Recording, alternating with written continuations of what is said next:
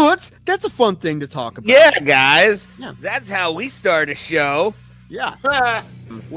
It could all be avoided if we all didn't have the technical competency of like 80-year-olds. I know who the Miz is. That's only because he played in the celebrity softball games at All-Star Weekend. That's the only reason I know who the Miz is. Also, sexual deviant, the guy who threw shoes in Austin Powers. Didn't that guy something? Oh yeah, he was the one that got punched by the mullet guy in the dick, right? In the dick, UFC 3?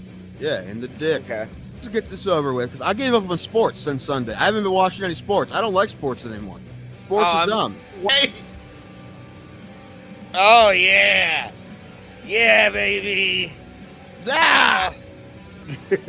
What do you want? The world, sir. Damn Flurkins. These fucking cats. I'm on Team Skrull when it comes to Flurkins. They're creepy, and I don't like them. I can't wait to see a scene in Secret Invasion when an army of Flurkins comes at a bunch of Skrulls. Like, I think that should be a thing. If they don't do that, they're missing out on comedy gold. It's a great callback. You are a terrible fucking sports fan. I'm not. Yes, you are. You don't give a shit about a team until they beat your friend's team, and you want your friends to feel like shit. No! Because you're a terrible fucking sports fan. That's exactly what you're doing. You want to troll people and make them feel fucking shitty because the team you don't actually care for beat a team that we actually care about. So fuck you, Ray. Fuck you before you even fucking say everything. Well. Bro Plata, where black people and white people talk nonsense. Hey everybody, what's up? Bro Plata, episode 280.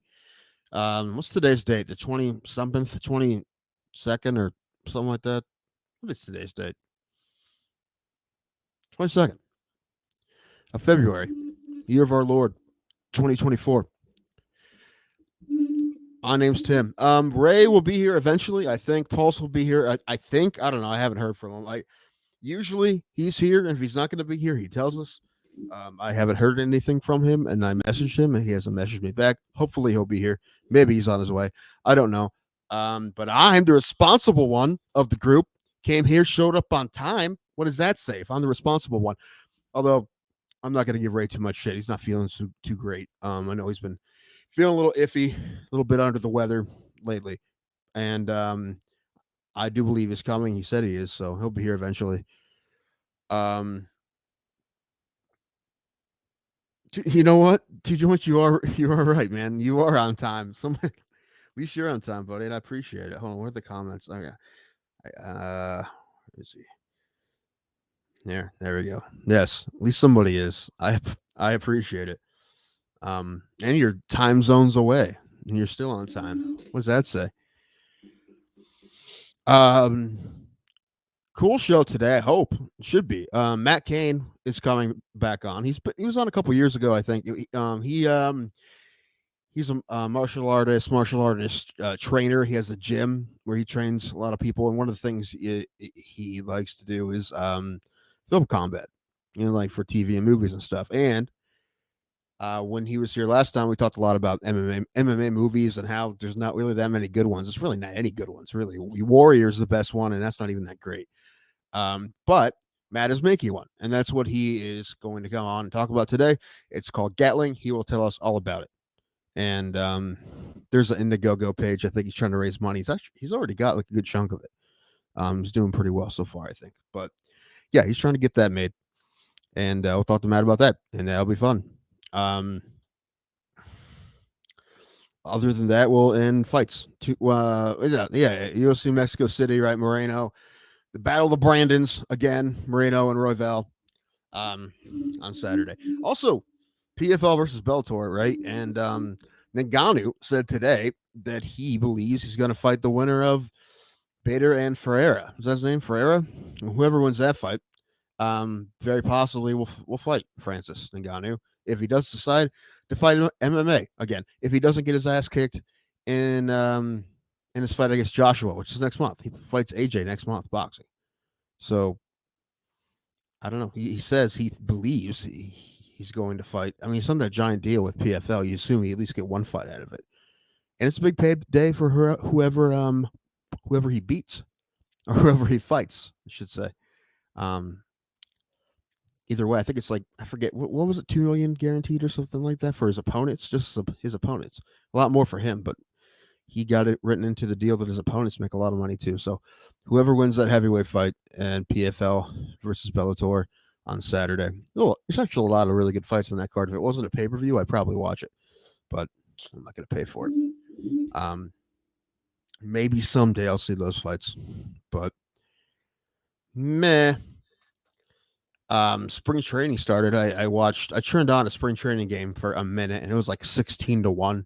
But it was just nice to see baseball being played. I'm a baseball fan, and especially this time of year, like everybody in this part of the country, and probably where Two Joints is too in Canada, they get seasonal depression. Like I'm already depressed, but with the weather's like this is about the time of year I'm like feeling really crappy. I think everybody is, man.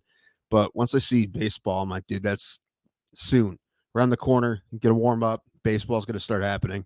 I'm excited for that. I wish I could go to spring training. That sounds fun. I went to one spring training game when I was like in ninth grade. We went to Disney World, and one day we drove to Winter Haven, Florida, which is where the Indians had their spring training at the time, which is basically like a giant trailer park with a baseball field in it. That's a crappy town. Anyway, that's why they moved. They're in Arizona now. Anyway, still haven't heard from Pulse. Who knows what's happening? It's fine. We'll be fine. Let me pull some stuff up.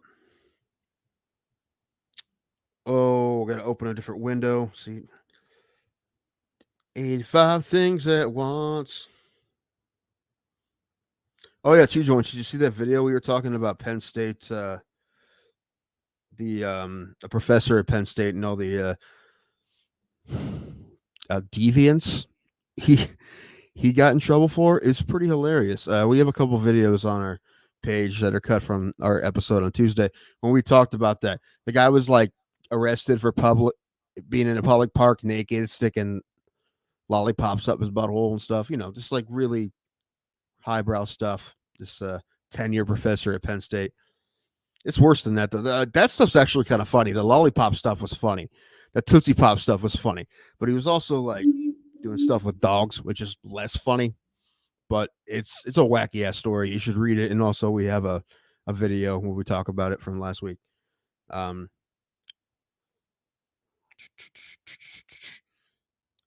We got news-wise. Anything? That's not real news. Like I pulled up the news on the UFC on Google, the news, and a lot of this is just like people's opinion articles. This is not news. None of this is news. This is kind of news. Vladimir Putin gave Khabib Nurmagomedov $20 million of property after Conor McGregor fight. That's nice of him.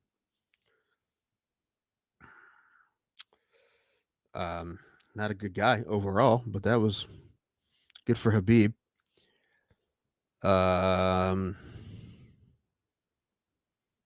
Tootsie Roll denies any involvement in the product. But you know what? That was the funniest thing about the article is that they named the kind of lollipop that this dude used on himself. Like it's a Tootsie Pop. Yeah, and I feel bad for Tootsie Pop. What else we got? Dana White says Mexico is very important to him moving forward. That's news. Okay. Lightweight calls UFC 300 one of the biggest failures. Matchmakers, whatever. That's also not news. Oh, the future of the BMF belt. That's stupid. See, this is how you go through news. All right, I just look at them and I tell you they're dumb, and we move on. Oh, Strickland, crazy. Oh yeah. What happened with Strickland? He was supposed to do a Nitro Cross thing, and then he got canceled for being Sean Strickland. I mean, Sean Strickland stuff. Basically, I'm assuming that the people in this, what do you want to call it? the fans of this sport, of that sport, nitrocross or whatever, were unaware of Sean Strickland and the things he says. We as fight fans are obviously very aware of that guy and what he does, and what he says. But maybe the fans of that sport weren't, and then once they figured it out, they're like, "Nah, let's not though." So that doesn't surprise me too much. Yep, Brandon versus Brandon this weekend. Moreno, Ravel. We'll talk about that.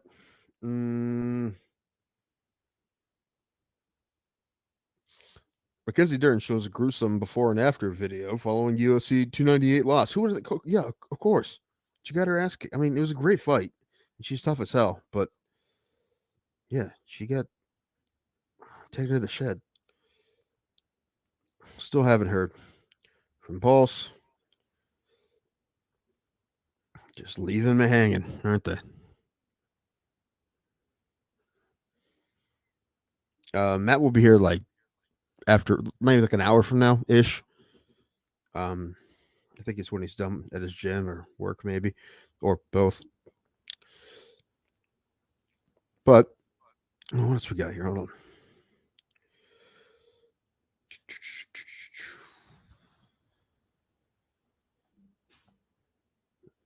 Yep, don't know. UFC Mexico's Luis Rodriguez explains origin of nickname Lazy Boy. Is it something about? Did he do something to a chair? That's what I hope. There's a video of him doing something not great to a chair. That's why I call him Lazy Boy. Let me see. Originates his nickname Lazy Boy originates from one of his best moves that he often performs in the gym. It's in quotes. It was a technique in the gym. I finished many opponents that way. Rodriguez told MMA Junkie and other reporters through an interpreter on Wednesday's media call. It's a ground control position, and it sounds great in Spanish. I don't know in English, but in Spanish it sounds great. Yeah, dude, that guy fucked the chair. He did. I guarantee it. That's why they call him Lazy Boy. Maybe. I don't know. You know, it was a good movie. Basketball. Remember Basketball? Remember how he made a basketball out of his chair, and they called it Lazy Boy because it has a Lazy Boy logo. And I go, well, that's a good movie. I'm surprised they haven't tried to like squeeze some money out of that thing, make that like a shitty series or something. I don't know. What else we got? Oh yeah, where's the banners? Like I'm supposed to like yell at you guys and tell you to do things, right? Here we go. Where's the wait for it? Here it is. There it is. Let's see if we can do better on likes than we had before. We got to get double digits in likes today. Come on, let's do it. We can do it. We need you. Some of you are watching. We appreciate it. And like I said, my co-hosts will be here eventually. At least they told me they will. And usually it's not just me. I'm just waiting for them to show up. And then later, Matt Kane's going to be here, and that's going to be cool too. Comments. 2 joints. Wow, Tim, you've been dished like an unwanted baby in a dumpster. Yeah, it seems that way. I'm just a prom night dumpster baby, and I'm taking a stroll. Yep, that's what's happening today. Well, time for a movie review. I went to the movies today. I went and saw The Beekeeper with Jason Statham, and it is fine. It's fine. It's a Jason Statham action movie. It's another one of those, oh, you fucked with the wrong guy. Like, he was retired. He wanted to live a simple life from here on out. But you poke the bear, and now he's going to murder everybody. That's just another one of those, like, like John Wick or whatever. There's a lot of movies like that. I think once I would just love to see an action movie that's like the bad guys like fucked with the right guy, right? Like they kill some, I don't know, his dog or his family or something, and he's mad. He's pretty pissed, but he's a pussy, and he's motivated to murder all these people, but he sucks at it because he doesn't know what to do, and we just see him like get his ass kicked for 90 minutes, or maybe like he gets his ass kicked, but then those guys die like accidentally. Like he shoots, misses, like a piano falls on the guy or something, or they accidentally shoot each other. Shit like that. Like everything, like karma is basically helping him win these fights. It's not his skill because he's terrible. He gets beat up a lot, but somehow these guys die because the universe is on his side. I think that'd be a good movie, good action comedy. the guy you should have fucked with. I don't know, but I will tell you the show is not super easy to do when you're not prepared to do it by yourself. But the movie was okay. And then I also had ramen today, which wasn't great. I like ramen a lot, but the closest ramen place to me is a half hour away, and I went there for the second time. And both times it was okay, but not great. I've definitely had a lot better ramen, and it's a little disappointing that it's not better, but it's not terrible. But this one was weird. Like it had fried chicken in it, but they put it in the broth. So by the time it gets to you, it's like soggy. What's the point of that? It's weird. I don't know. And also, it just wasn't good. The chicken wasn't good.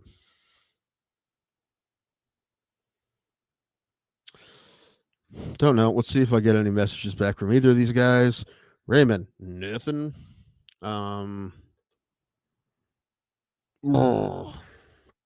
Let's see, Senior Pulse. Anything?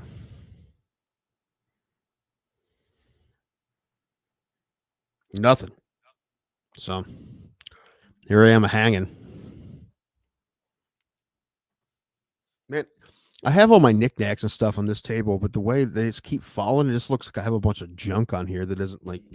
Looks like I just have. This is just my trash table. I don't know. I need a frame for the Master Ken thing, but we'll see. I almost went to the movies last night because down the street from my house is a little movie theater. They only show 2 movies at a time, and a lot of times I'll just go because it's a lot cheaper and it's right there. And the other movie theater is half an hour away. But the only movie they were showing that I haven't seen was Madam Web, and everything on the internet I see is like, don't fucking watch this movie. Like, it's awful. So, I mean, I'll watch it eventually, but I mean, I don't think I've ever seen so many reviews in a movie that I were just like, dude, don't, or being serious, don't watch it. Like a lot of those superhero movies, the ones that aren't even on like the, some of the better ones, the ones that are the lamer ones aren't that bad. They're kind of fun still, at worst. But people are saying this one could be the worst one in a long time.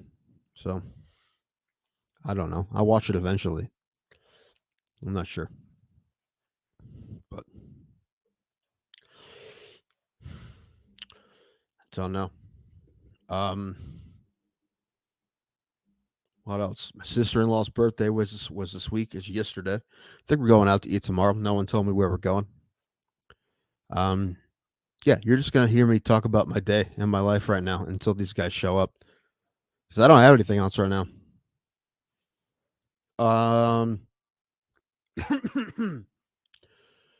Talked about baseball already. Man, I gotta figure out if I'm playing softball this year. I'm the greatest softball coach of all time. I don't know if anyone knows that. Actually, I've coached the last 2 years. I mean, I play, but if there's enough guys that don't play, not because I'm fat, but just because I suck.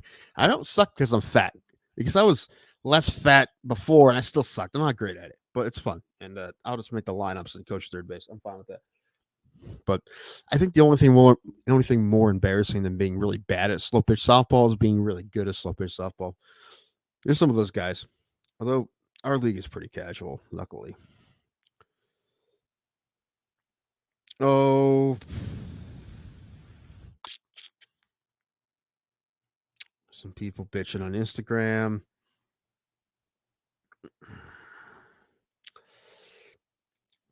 That's fun, man. I like when seeing people who work in fighting or whatever just get really pissed about the state of things.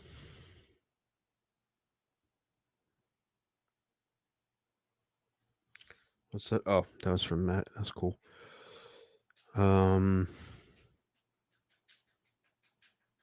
Yeah, I keep saying it, but Matt Kane will be on like 8:20 or something like that. And I'm just waiting for everyone else to show up. What do I do? I haven't gotten any update from anybody. I don't know when they're coming on. Ray said to start without him, but I heard nothing else. And Pulse, I've heard nothing, period.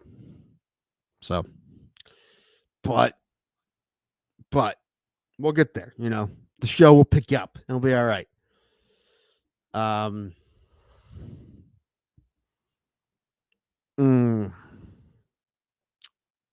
Update: Canada's on time, responsible, and clothed. That's the entire country. That's impressive. That is impressive.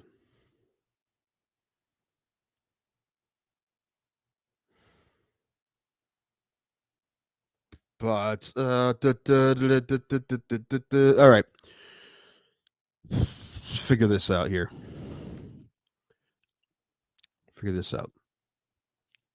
Like I said, it's one thing to do the show by yourself, and like right now, obviously, I'm just fucking hanging on a piece of rope, fucking dangling. Right? I wasn't prepared to do this like this. So I don't have that many things to talk about, and I keep trying to think of shit. And also, we just had a show Tuesday, right? So I talked about whatever's going on with me. I talked about it on Tuesday. And man, I wish I could get that video of me doing karaoke up. I don't think it worked. I don't know. I sent it to Ray and it wasn't working. I don't know. It worked on my phone. I don't know. That was a live band karaoke that I did last weekend. That was pretty fun, except for the fact that I had to stand for like 2 hours just waiting to sing. It was fun, but there's nowhere to sit in that place. It was a bummer. I'm getting old. I got to sit down every once in a while. I'm going to a concert on Tuesday, and I'm not super excited about standing around for that for the whole time either. But I usually like to get seats nowadays, but not always. Oh,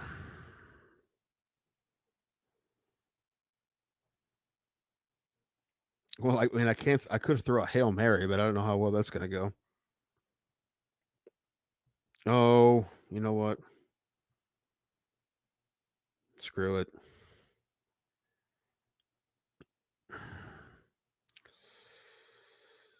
Hold on. Let's look for. What am I looking for?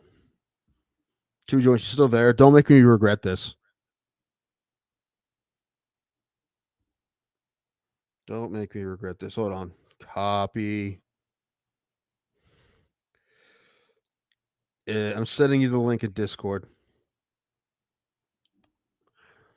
Don't make me regret this.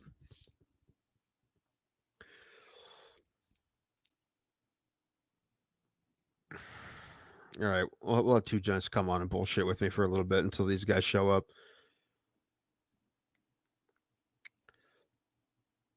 I was out of choices.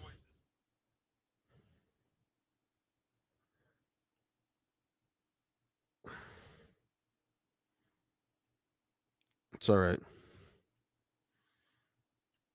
Had to make a executive decision.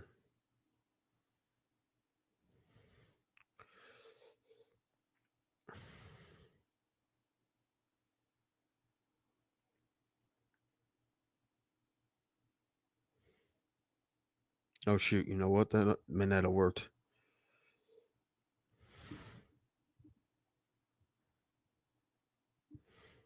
Well, yeah, it should have. Did you get it? Did you get the link?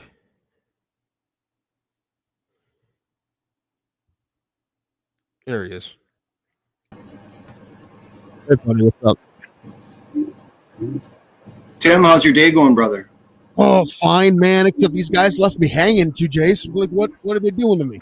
What are they doing? I don't think they did it on purpose. Like you said, Ray's not feeling the greatest. Of course they didn't Paul's do it. got his new job, so I'm sure he wants to put a good impression on there. So, yeah. I mean, what else can you do? I mean, not actually mad. Not actually mad. It's fine. Paul usually tells us one way or the other what's happening, though. So I hope he's all right. Because usually he tells us one way or the other. And same thing with Ray. I mean, Ray said he would be here, but I knew he wasn't feeling great. But he told me to start without him. But I figured he'd be here by now. So he's been feeling rough for a couple of weeks now, eh? Yeah, and he's Ray, so he's stubborn. He won't go to the doctor. But okay.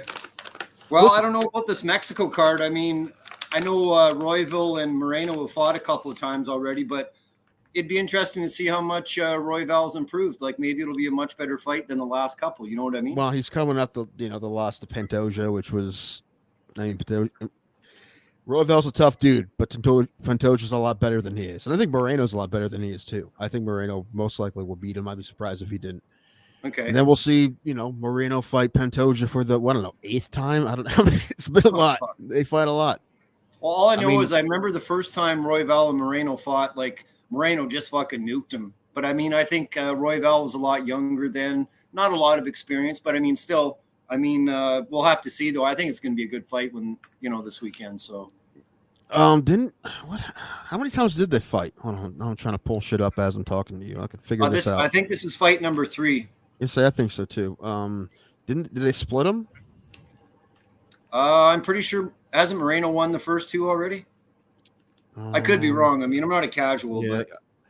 Yeah. Well, the thing is that you see so many fights, is you forget what happens, man. I mean, there's 15 fights a weekend. You can't remember all of them, dude. I remember big moments. That's about it. Okay, he beat Royval in November 2020. That was the one we ran through him. What was the other one? Did they fight him? That was 2020. Did they fight him again? Maybe they only fought the one time. I thought they might have fought another time, but maybe I'm wrong. I mean, yeah, I thought they did too, but I don't see it anywhere. So it looks like they only fought once. But I mean, Royval's a much different fighter than he was in November. What do you think about Ortega and Yair fighting? How do you think that's going to be a good one? That's going to be a good one. Right now, I'd probably say Ortega, but who knows? Fuck. When he hasn't fought for just about 2 years now, I think. I know. I don't know. That could be a problem. That's the thing, ring rust. I think overall, he's the better. Well, yeah, that last time he fought is when he got hurt. That was in 2022. That's when he fucked his shoulder up against Yair. Yeah. So they're running it back. Man, do I even remember that? Yeah, vaguely. And then the fight before that, didn't Max just literally beat the shit out of him? Like, I mean, his eyes were almost closed, kind of a beating. I mean, I remember that. Ortega? Yeah. Before that, that was back in 2018, though. That was a while ago. Oh, that was okay. Well, you know what pot does to your brain, Tim, but the thought's there. I mean, yeah, I don't really remember either. Okay. But the only fight he's won since in a while is since 2018 was he beat Zombie, and that's the only one. And then he lost to Volkanovski, which was a great fight. That fight was great. He almost had him in that guillotine. That was a great fight. And then the one with Yair when he met your shoulder up. So he's probably been nursing that for a long time. So I think overall, Ortega, I think is more skilled than he is, but the ring rust and who knows what the shoulder and all of that. I don't even know who. We'll look later and see who the favorite is. It might be Rodriguez at this point, but Yair's coming out the lost TKO lost Volk. Before that he beat Emmett. So yeah, I'm surprised this isn't a main event, or at least it's not a 5-round fight, is it? I don't think so. So those two guys emptying the tank in 15 minutes, which should be good too. Okay, I'm shocked that wouldn't be a 5-round fight, but I mean, you know what I mean. What can you do? It's I never know. Fight. I don't know how they pick what's going to be a 5-round fight and not anymore. Like it used to be just main events, and we knew the rule.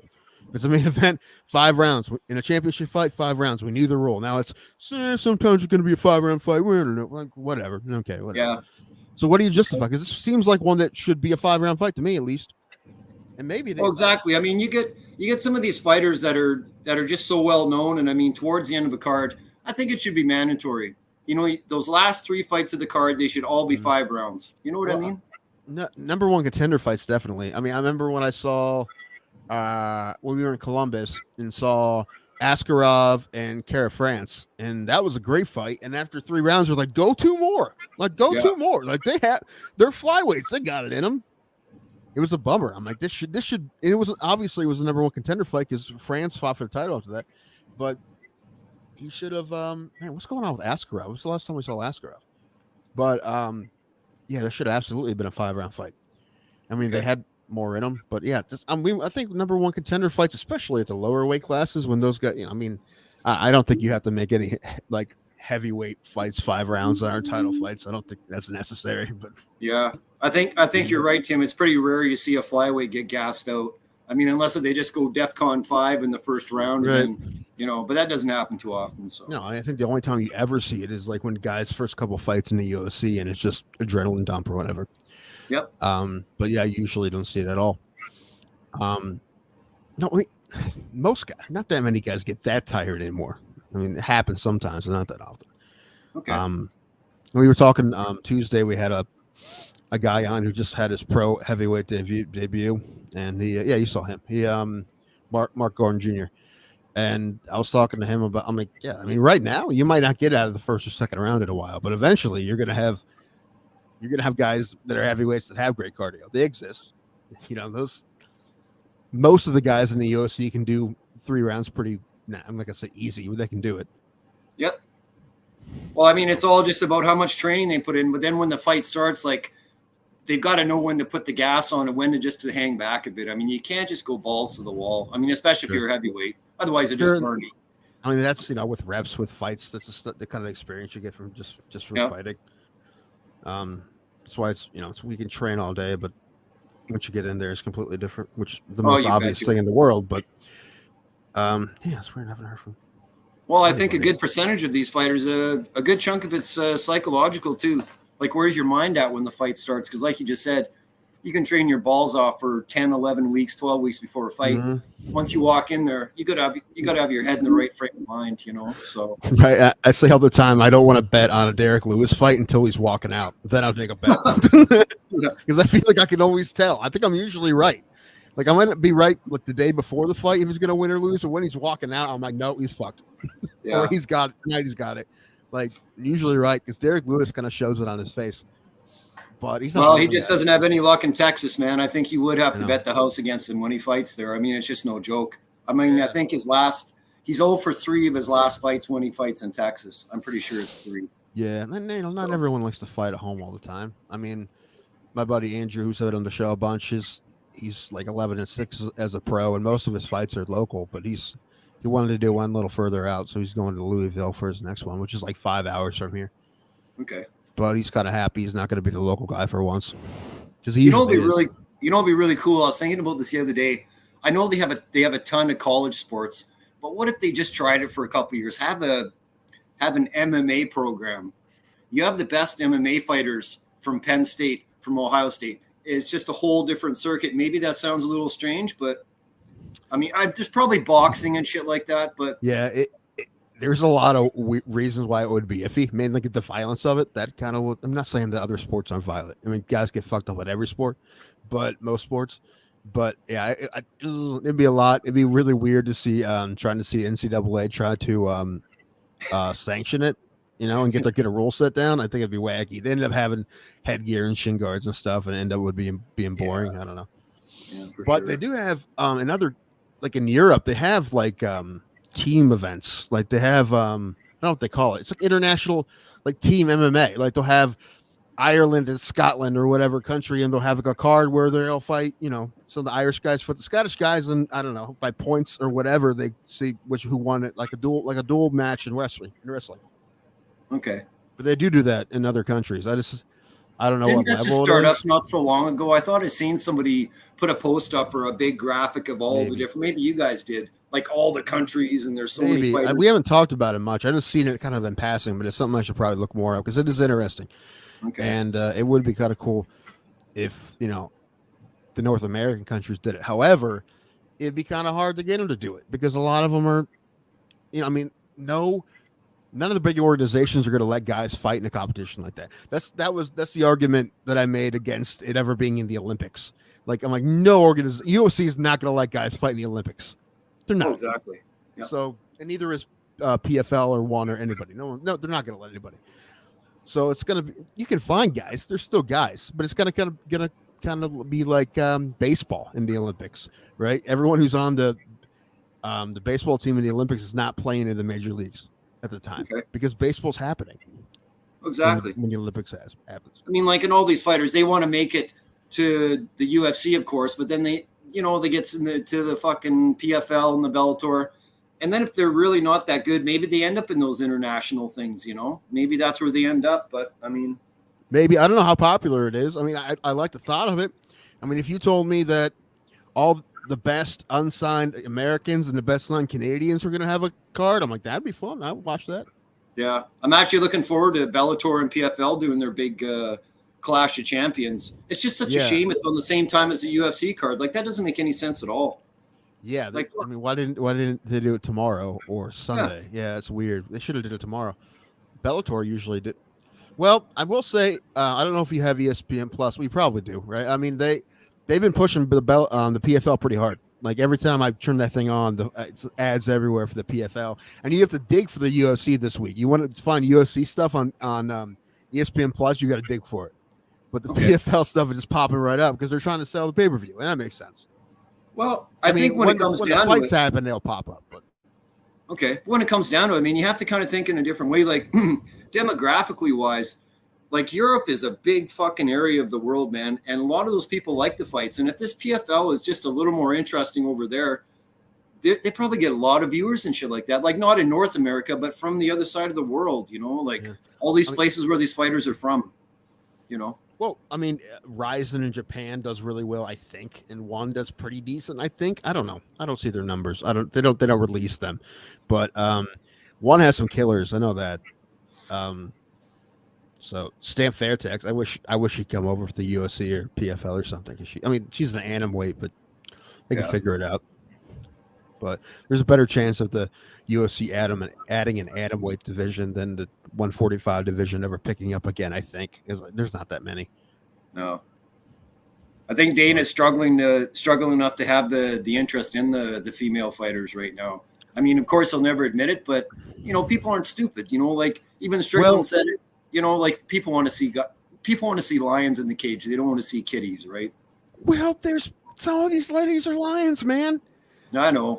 It's the fights we got to go on the female fights. You know, I'm very pro the women in the UFC. I think they're great. I mean, that Lemos and Dern fight we just had is fucking great. You're gonna tell me you're gonna get rid of that? I'm like, what's wrong with you? No, that's great. I think chicks, like, well, I totally agree with you, Kim. It's gorgeous, and she fights like a monster. Like, yeah. The only thing is, it's just like those really good fights, like we've seen with Lemos and Dern. Like those just don't happen all the time with women's fights. Like we might watch the next 6 or 7, and they'll all be snooze fests, and everybody be going for a bathroom break, right?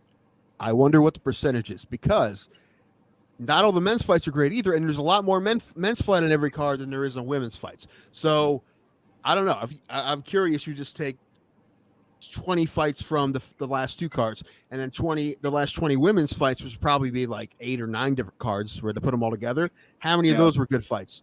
Probably more than you think, I would guess. Yeah. It's there's only like 1 or 2 a card, right? So if there's 1 or 2 a card and both of them are clunkers, you're like, well, the women suck. Well, yeah, but you only had 2 women's fights. You had 12 women's fights. You would have some good fights. You would assume. Yeah. So I think that's a lot of why it seems like that too. And you know what? Another good point is we're all guys. We need to see women once in a while, even if the fights are shitty. We just can't have a whole card of guys. You know, it's not gay. It's just we got to see some women. That's all. You like to see something pretty. It's not like it's not a strange thing. It is. It's why guys play as women characters in video games and all other things. It's just we just like to see things pretty. But some of those things that are pretty are also really badass fighters. So you know my stance on women's sports, dude. I'm very pro, and it's not fake. It's real. Well, the thing is, you enjoy college sports, and you know what? People can make fun of you for doing that, Tim. But at the same time, those kids are, number one, they're going to school, and number two, they're high level athletes. You know what I mean? So to get in a school, you know, like Penn State or Harvard or even Ohio State, like you got to be smart and talented on the playing field. So, you know, yeah. Most sports, like football, is the only sport in college that you can get away not having good grades in high school, and they kind of like figure out how to get you in because that's a revenue generating sport. All the other ones aren't. Well, basketball a little bit, but men's basketball and some women's basketball, but a lot of them aren't. So you gotta have. My uncle was telling me because my cousin was looking for baseball at one point. But yeah, you all have to grab your grades up for that. So it's not easy. And like Yeah, I told Ray and Pulse that I'm going to those Kent State women's games. And they're like, why? That they assume is something sexual. I'm like, what is that? More? That's like more of a slap in the face to them than it is to me, I think. Because you're like, oh, no one can, there's no way on earth you can find this entertaining unless there's something other than the sport. You know, it has to be something. Well, let's be honest. We're men, Tim. These girls are in tremendous shape and they're of age. And so what? It's just the bonus, though. You know, yeah. No, it is. It truly is. You know, I watch them if they weren't good looking too. Not all of them are. But they're good athletes. They're all great athletes. You know what I find really funny is that the NHL has had these, I know it's just random, but cheerleaders in the stands now. And I don't know if Columbus has them, but I know a lot of the other places do. And I think it's kind of awesome. You know what I mean? I don't remember seeing them when I was there last year. All I remember is getting beat by Florida 7-0. Oh, wow. Yeah, it was Florida's really good again this year. Really good. Well, that was part of it. It's just, you know, it's Columbus not good and Florida really good, and it got real ugly. We didn't stay the whole time, but you know what? I've had high hopes for Columbus, like just in the back of my mind, Tim. But these players they just got in the last couple of years, the real small guy, Gaudreau, that they got from Calgary, he's been semi-okay. But this other guy, Laney, they got him from Winnipeg, supposed to be 30, 40, 50 goals a year, and he's just a dud. He's selfish. He doesn't like passing the puck. Really? So, I don't know. $8 million, you better find the back of the net.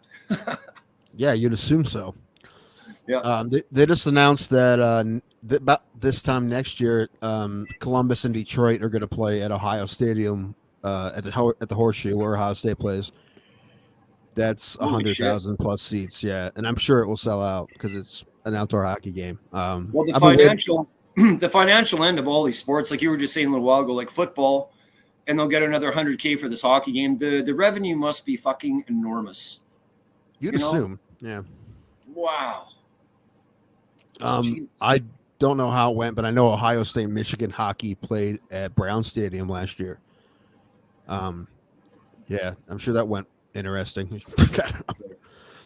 NCAA hockey is pretty decent. It's high level, man. Yeah. I think when these kids get to a certain age, they got to decide where they're gonna have to play college hockey in the States, or they stay in Canada and play for a major junior team. Yeah. You know, like it's a big decision, but I mean, if you're good enough, you're going to make it wherever you go. So, yeah, right. A lot of guys have done, got to the NHL both ways, and they still will. But it's yeah, I don't watch too much of anything. There he is. Hey, Pauls. What's up, gentlemen? Hey, man. Pauls, how are you doing, brother? I was hanging by myself on a thread. I had to call an audible. I had to throw a Hail Mary to the end zone. Hey, Jays, what's going on, brother? It's been better since he's been here, so I'm happy he came on. Tim was awfully kind enough to drop me the link, and we just been sitting here chatting about some football and some hockey, and how's your day been? Oh my gosh, man, it's I've been working like a slave, man. Singing songs. Yeah, pretty much. Yeah. Make the day go by. What's the haps? What are we? Okay, so I don't know where Ray is. He said he'd be here. He's not here yet. Hopefully he's okay. I do not know. I haven't heard from him. Matt Kane will be here in like maybe 20, 30 minutes. Okay. So, until then, it's us right now. So, we were talking about the fights. We're talking about the Battle of the Brandons in Mexico City. Oh yeah, that's this weekend. Fight night card. Yeah, PFL Bellator 2. I really wish that wasn't a pay-per-view because I would watch it, but I'm not paying for it. I don't blame you. Yeah, I can't. What a stupid thing for them to schedule at the same time as the UFC. Like we were just talking about that, Pulse. Like, why can they do it on Sunday? For fuck's sakes, Right. Yeah, and even if you're like, well, they got their best guys. I'm like, yeah, but they still got Moreno, Royval, and Ortega Rodriguez. That's probably better than.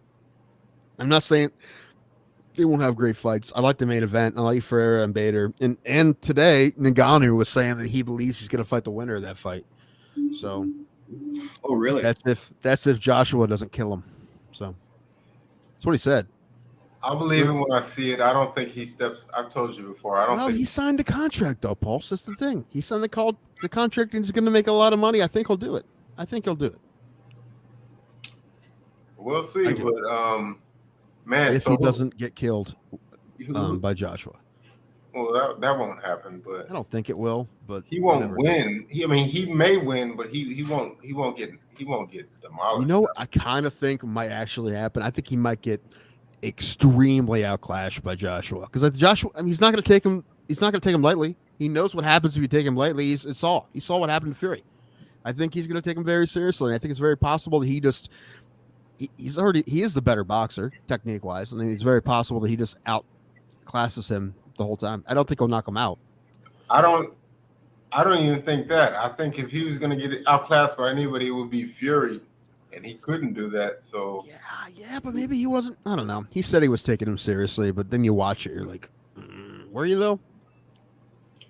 Well, that's one way to look at it. But like, as far as Fury's reach, like, come on, man. Like, nobody gave Ngannou a fair shot, in that last fight, but he pulled it out. Why would you? I mean, why would you? I mean, yeah. Nothing on paper would say that he would even have a shot. We know he hits hard. We knew he has, and that's it. I mean, he never boxed before, and it's possibly the greatest heavyweight of all time. Probably is. So why would he have any shot, right? And the fact that I still think he won. It's crazy. While we're still talking about it, like, what happens if Ngannou finds a way to beat Joshua? Like, he's still got to fulfill that contract, but he shouldn't have signed that, man. He should have waited until after this Joshua fight. Like, seriously. Well, I think he even signed the PFL deal. Did he sign it before the Fury deal went through? I'm not sure. Yes, he did. But yeah. I mean, you said the main event is who? Ryan Bader and who? Ferreira? I'm not familiar with him, but I'm just going to say this. If you go from fighting Fury and Joshua at $10 million apiece, are you really enticed to step back in the cage? I mean, $5 million is still a lot of money. So who's paying him that? Isn't that what he's getting from PFL? Isn't that what they guaranteed him? I think it was 5, and then his opponent gets like 2. Which I don't know where that money's coming from. Well, I know where the money's coming from. Never mind. I do know where the money's coming from. It's coming from Saudi Arabia. But I don't know. I don't know. I hope it happens. That's why I feel PFL won't last long, because... Well, if they have Saudi money behind it, they have a lot. I mean, I don't think that their investors expect to make a lot of money back quickly. That's what I'm saying. Absolutely the long game. And if they play the long game and stay around a while and stay on ESPN with UFC, I think that you're just waiting for the UFC to fuck up, which, guess what, they kind of do sometimes. They're gonna it's very possible that they'll piss fighters off to the point where maybe there's a little room in there. They'll sneak in there, and not anytime soon. Let me just say this. Or so. Who knows?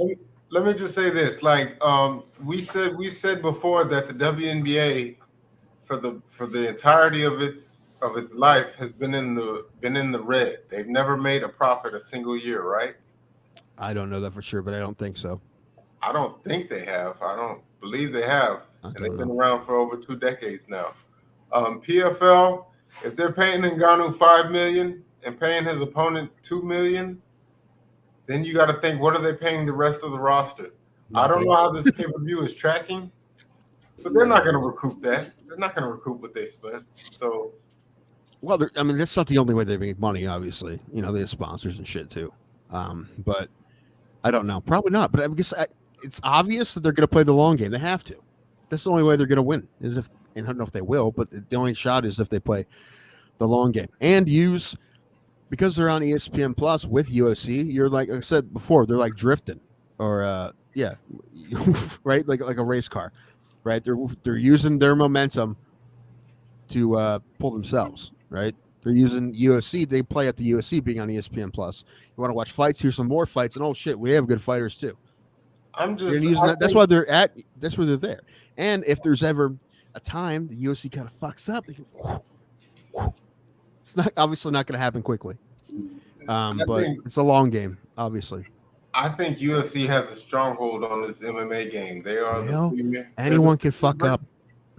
How, like, to the point where people will stop watching? No. Well, yeah. I mean, I think the thing that would happen is that just the fighters will be fed up with the way they're treated over there, and they would go to places like PFL. That's what I think would happen, but it'd take a while.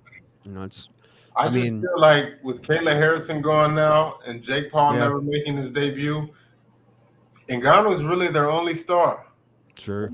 And he hasn't even fought yet, so it's like, because the rest of their roster is guys that got cut from the, like Impa Kasangane is a champion there.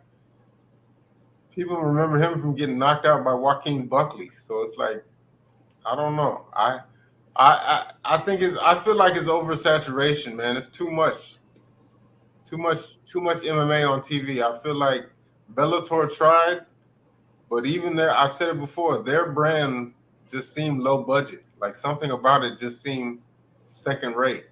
And I think you're totally right, Pulse. I mean, the UFC is the pinnacle organization, and everybody else underneath has to fight for the scraps.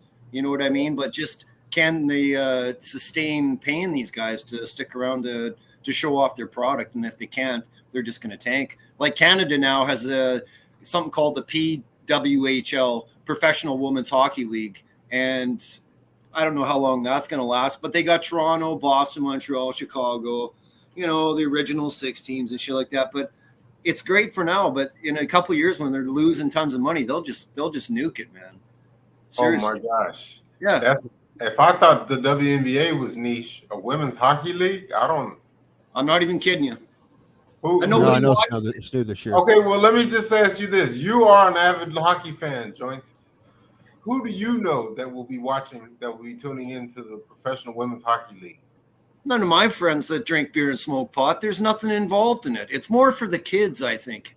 I honestly think there's going to be more kids that are going to watch it than adults, unless if there's going to be some women that like it, or you're a snowflake guy.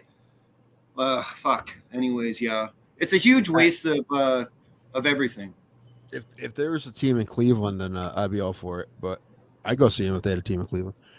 Now that they're pushing to try to get a franchise, a women's soccer franchise in Cleveland. Okay. So, and I go see that too. Whenever, as long as you got beer, and you know what, those other leagues, they have like cheap beer nights and shit. They have like $2 beer nights and shit. Those are fun, man.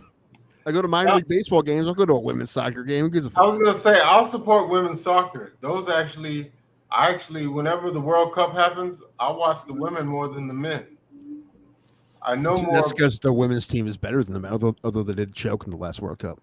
But you're right. But like, I can name throughout the years a few professional women soccer players. Like Alex Morgan, Rapinoe. Rapinoe, Megan Rapinoe, Ertz, Julie Ertz. Yeah. Wasn't Mia Hamm like the number one? Mia Hamm, Mia Hamm, Brandy. Hamm, Garcia Power. Yeah. But I couldn't name. Could you name a guy on the men's soccer team for the past 10 years? Yeah. Chris Pulisic. I'll take your word for it. I couldn't. Pulisic is the best American soccer player. The last one I remember was Eddie Pope or Landon Donovan. That was Donovan. Timmy Howard. Timmy Howard was great. Tim Howard, was a goalie. Okay. Tim Howard was sweet. Like, we just happened to, he's one of the top 10 goaltenders in the world, happened to be an American, and he was the shit. Tim Howard was awesome.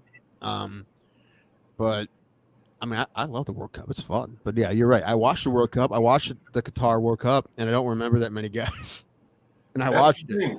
As far as women's sports, like, I'll watch women's tennis before I typically watch men's tennis. It have to be like a final or something like that. Well, you're not the only one. I mean, there's a reason why when they had to fight to get the same pay is because that's the one sport that the ratings are different. Like, the women often do have better ratings than the men in tennis. So, and it still took them a long time to get paid the same. So there's just something majestic about watching women's tennis. Like, I mean, I like watching like the major events and finals, but man, those girls get so low to receive that serve, and then they make these sounds when they grunt. Yes. Come on, man, they make those vowel sounds. Aye, or oh, the dudes do too, and it's weird as fuck. Like watching the doll, like, yeah. And you're not a pervert because millions of people are watching the same thing you're watching. It's not like Chatterbait or fucking Pornhub. It's women's tennis, and it's lovely. Yeah, it's fine. Lovely. It's fine. It's fine. And, I mean, you're maybe later you'll sign up for their OnlyFans, so that's fine. You're allowed to. Okay, so I'll give that to you. Soccer and tennis. Other than that, maybe gymnastics when the Olympics rolls around, or track and field. But those are probably I mean, MMA, obviously. They do oh yeah, pretty and well. then MMA. Okay, yeah, women's MMA, or women's Um, combat sports. But outside of those five, I don't any other women's sport. I couldn't. Well, you know my stance on this, man. I watch it, and I watched the softball game today. It was great. It was a 2-1, really close game. It was South Florida and Washington college softball. It was great. Yeah, I watch college. Okay, I'll take that back. I watch college, like as far as collegiate sports. I watch And like volleyball. the final, dude, March Madness, the women's basketball tournament is great. Every year there's something crazy that happens in that tournament. It's awesome. Okay, I yeah. love women's college basketball is awesome. Collegiate wise, I'll watch that. But as far as like pros, Plus, is there a more exciting athlete in the country right now than Caitlin Clark? not sure who that is, but I'll No, take it. she's that chick from Iowa who drops like 50 a game. Oh, I think okay. average. I think 38's her average. Oh, She's crazy. She's broken every scoring record. She's a complete beast. She's so fun to watch. You watch, she's gonna drop 40, 45 every night. what's her name? Awesome. Caitlin Clark. Yeah, from Iowa. She's a Do some badass. research, Tim. And the sad thing about somebody like that is, Tim, she's going to graduate from college, and then where does she go? She's going to go to the fucking WNBA, or she'll she probably goes make over 80 grand. Yeah. Yeah, she'll make 80 grand a year. Like, what the fuck? Yeah. Yeah, but you know what? It's the thing. I think she's a senior, but I think they said she has another year of eligibility because of COVID still. So she could play another year. And the thing is, you would think, why would you? Even if it's WNBA, you're not going to make a lot. But she can make more in NIL. She's making money in NIL right now. She's been in State Farm commercials and shit. She's probably making more money in college than she will in the WNBA. I don't know if that's true or not, but she'll be one of the biggest stars in the WNBA. Wait a minute. How can they get away with paying a collegiate athlete? The NIL deals. Now you can just pay them now. You just can. It's just I don't know, man. I don't know all the inner workings of the NIL. It's all loopholey and wacky, but I mean, it's why guys. It's why Kyle McCord, the Ohio State starting quarterback, who would have been a shoo-in to be the starting quarterback at Ohio State next year, left to go to Syracuse. Like, why would you ever do that? Except for he got like $2 million in NIL money. So no, see, as soon as you say that, I'm looking it up now. It says Iowa could spend big money to keep Caitlin Clark from declaring for the WNBA draft. Yes, that's wow. So she's already a professional athlete then. I mean, kinda, yeah, kinda. I mean, basically, what it is, the loophole is that you're getting paid for your likeness, right? You can I always thought it was weird to tell like adults in America that you can't profit off your own likeness. That seemed weird to me, but now you can, right? So that's also why they're paying everyone who's going to be in the NCAA football game $600. Okay, so even the second string placeholder on the team gets money. Yeah, they all get NIL money. I mean, not a lot, but yeah. And there's also some that like get split. The team gets NIL deals and they split it with the whole team. Yeah, they all get NIL money now. They're not all rich. What about millionaires in college now? What about a guy that gets no dirt on his jersey and he has no playing time? He still gets paid too? They get a little bit. I don't know how much. He's not going to be rich, but he's a little something. Wow. There's a reason he's got no dirt on his jersey, because he's not good enough to be in the lineup full time. So, but he's got to work out like everybody else. He's got to keep his grades together. Sure. He's got to keep his dick out of all the white women. You know, the brother's got to be fair. Sure. So that's not easy. That's why I had joking with Ray all the time. I'm like, dude, we should get an NIL deal and we should sign a college athlete to like we'll give him $200 to just like promote our show. Someone like a long snapper who doesn't play, something like some bench warmer from like a D3 school. Paulus, have they cut that kicker for Dallas yet? Like, how many extra points did that dude miss? I'm not trying to be a Debbie Downer and take a turn on the. It should happen. I feel it should happen. Like, he didn't cost us a playoff win. We got beat by Green Bay, but because they were the better team on that day. But he did miss a bunch leading up to the playoffs, and I wouldn't be surprised if they cut him. But I did hear through the wire that they might sign Derrick Henry, who was the NFL's leading rusher a couple seasons ago. So Yeah. Okay. that's. I mean, he played a whole season with his 1 foot out the door, but yeah, he wants out. He's leaving, but yeah, it is interesting to see where he's gonna land. What in the fucking Bill Cosby is up with these kickers these days? Like, you can't tell me, Pulse and Tim, you guys know football way more than I do. Well, let's say 30, 40 years ago, there's no fucking way one of these kickers kicks a 58, 59-yard field goal. There's no fucking way that happens, man. No, they're machines. I mean, in the Super Bowl, these two kids, they just fucking knocked it out of the park. They both broke records. All right, Moody broke the record, and then Buckler broke his record. So, yeah, right on. Yeah, they're machines. I mean, if you just drive by a football field and look at the middle of it, you're like, you kick one from the a 60-yard from the middle of the field through the uprights, that's so far. These footballs they're big. Well, Tim, you remember Sebastian Janikowski, right? Yes, man, the Polish cannon or whatever. That guy was awesome.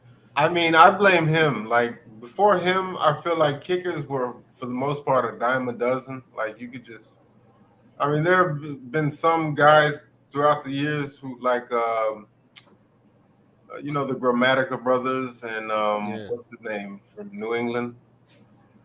Vinatieri, yeah. Okay, so they were worth their money. Mm-hmm. Well, other than that, you know, a kicker is like, they're a dime a dozen, man. Like, you know what I'm saying? You just get it. There are so many guys who will never get a shot in the NFL who can kick the ball 60 yards. But, you know, that doesn't matter. Like, there's all kinds of YouTube guys who be like, watch me kick the 70-yard field goal. And NFL teams won't look at him because he's like, well, you haven't done it in a game. So, like, you know, we're not going to give you that shot.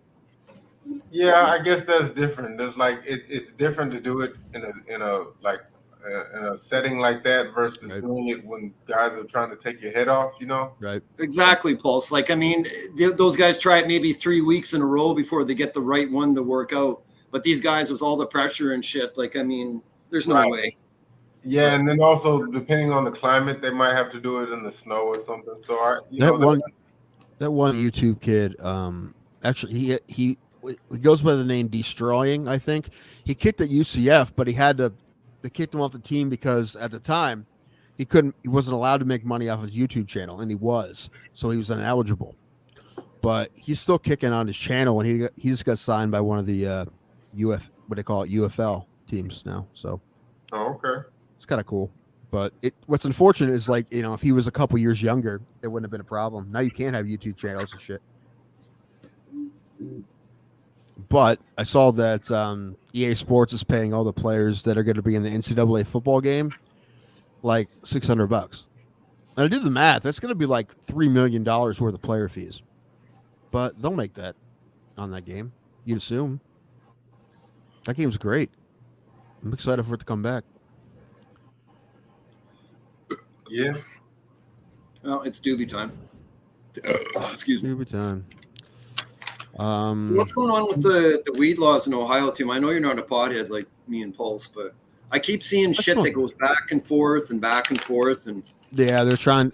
Well, number one, it's legal. We did pass the bill and it went into effect in December, but they're trying to change shit, and they're trying to put new bills through. You can't buy from any of the dispensaries yet without a license. Not yet. I mean, you could have it. That's about it. You can grow it. Okay. So let's say you want to go try out some shit so you can get some sleep, Tim, because you got sleep problems. So for you to go into that fucking dispensary, you got to have a license and then show it to them. Yeah. That is the stupidest fucking thing I've ever heard, bro. And that's right now. However, by the end of the year, that would probably change. But they're trying to pass different bills that different regulations on it, and no one's seems to be able to agree on anything, so they haven't pushed anything through yet. Well, it just sounds like a total cash grab, because whatever the cost of that stupid license is, it's a win for them.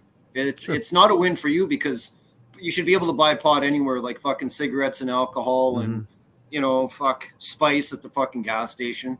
Holy. Yeah. Yeah, we've had medical for a while, and that's always been the thing. It's like $500 to get your license. It's crazy. But $500, and they have all your information, and they know how many plants.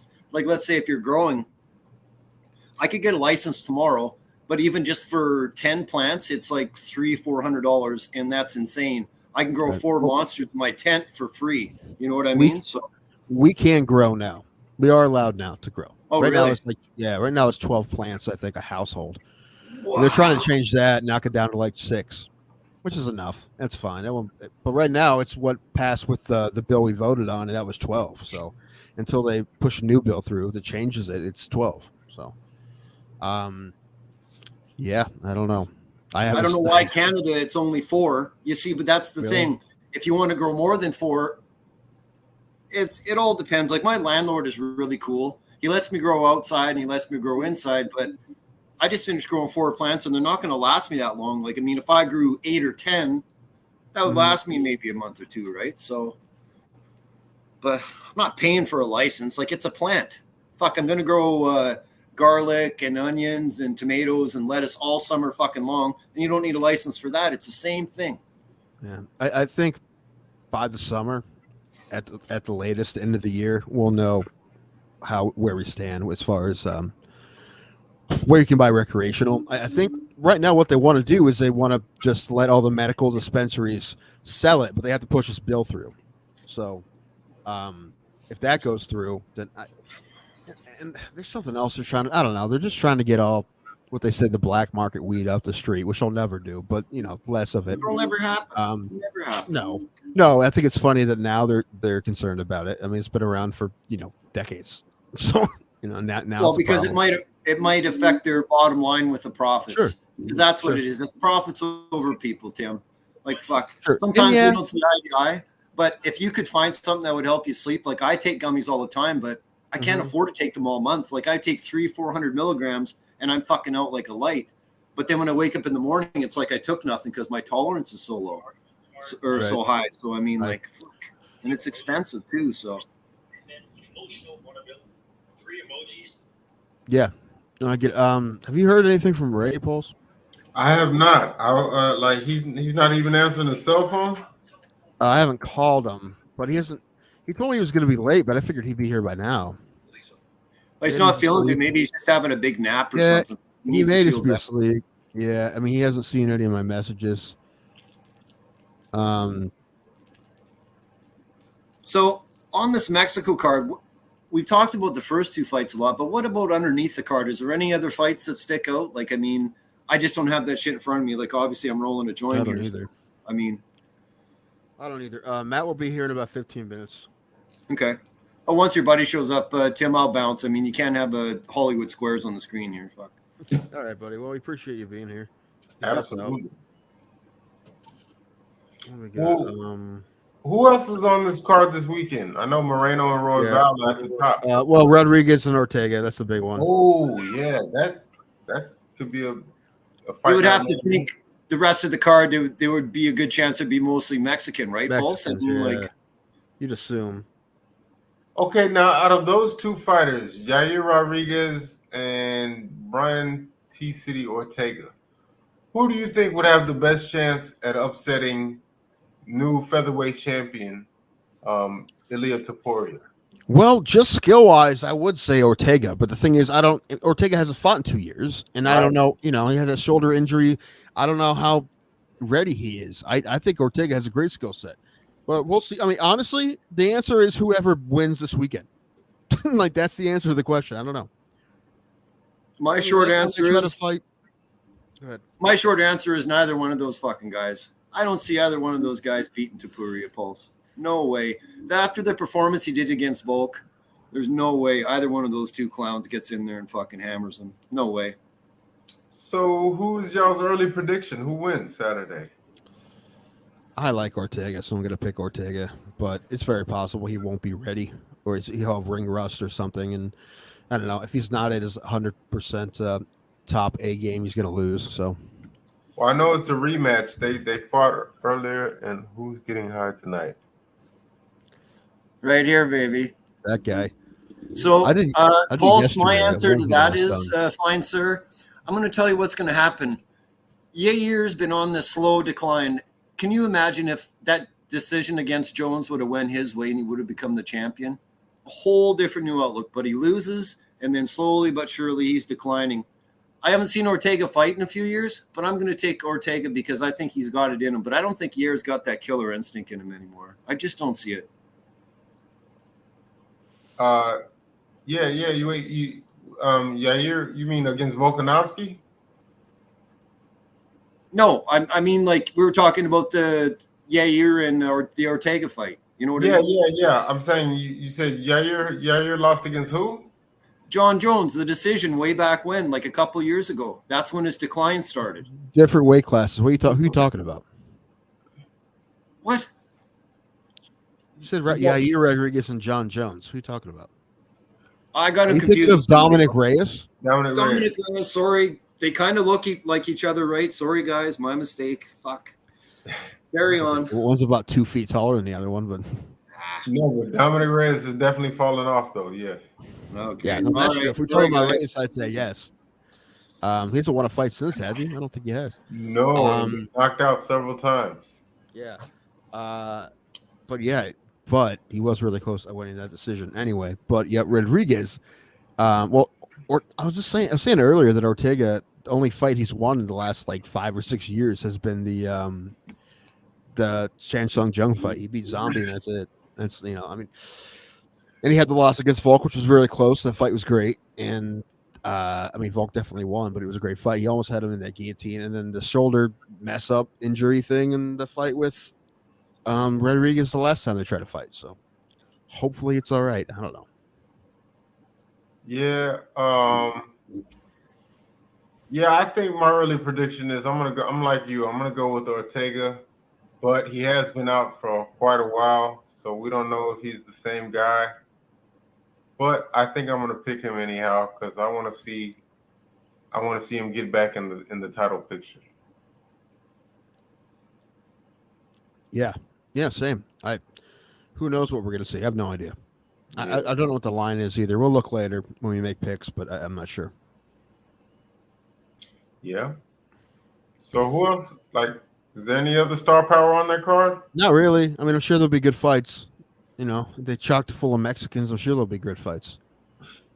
Though, just tough dudes, and ladies. But I don't know. We'll see. Pulse, I went and saw The Beekeeper today. Did you? Jason Statham movie, yeah. Was it good? It was fine. It was fine. It wasn't. What is it about? It's one of those you fuck with the wrong guy movies, like John Wick. Like he's retired, he's trying to live his life, and then you pissed him off, and now he's going on a rampage. He's gonna kill everybody. It's one of those. Pulse, bro, I seen the fucking trailer, and it's all about climate change. Statham's taking on the fucking big oil companies, the fossil fuel dudes. He's after all of them, man. He wants to save the earth. Right. It's no action, actually. He just talks the whole time. It's just a giant dialogue about how the bees are dying off and we're all going to die. Yeah. It's a fucking National Geographic fucking film, Paul. Don't watch it. It's just Jason Statham for 120 minutes talking about global warming. Yeah. Saved by the Bell. Lucky bastard. I wish someone would call me right now. The fuck. Did you stream this or you actually went to a theater? I went up and saw it.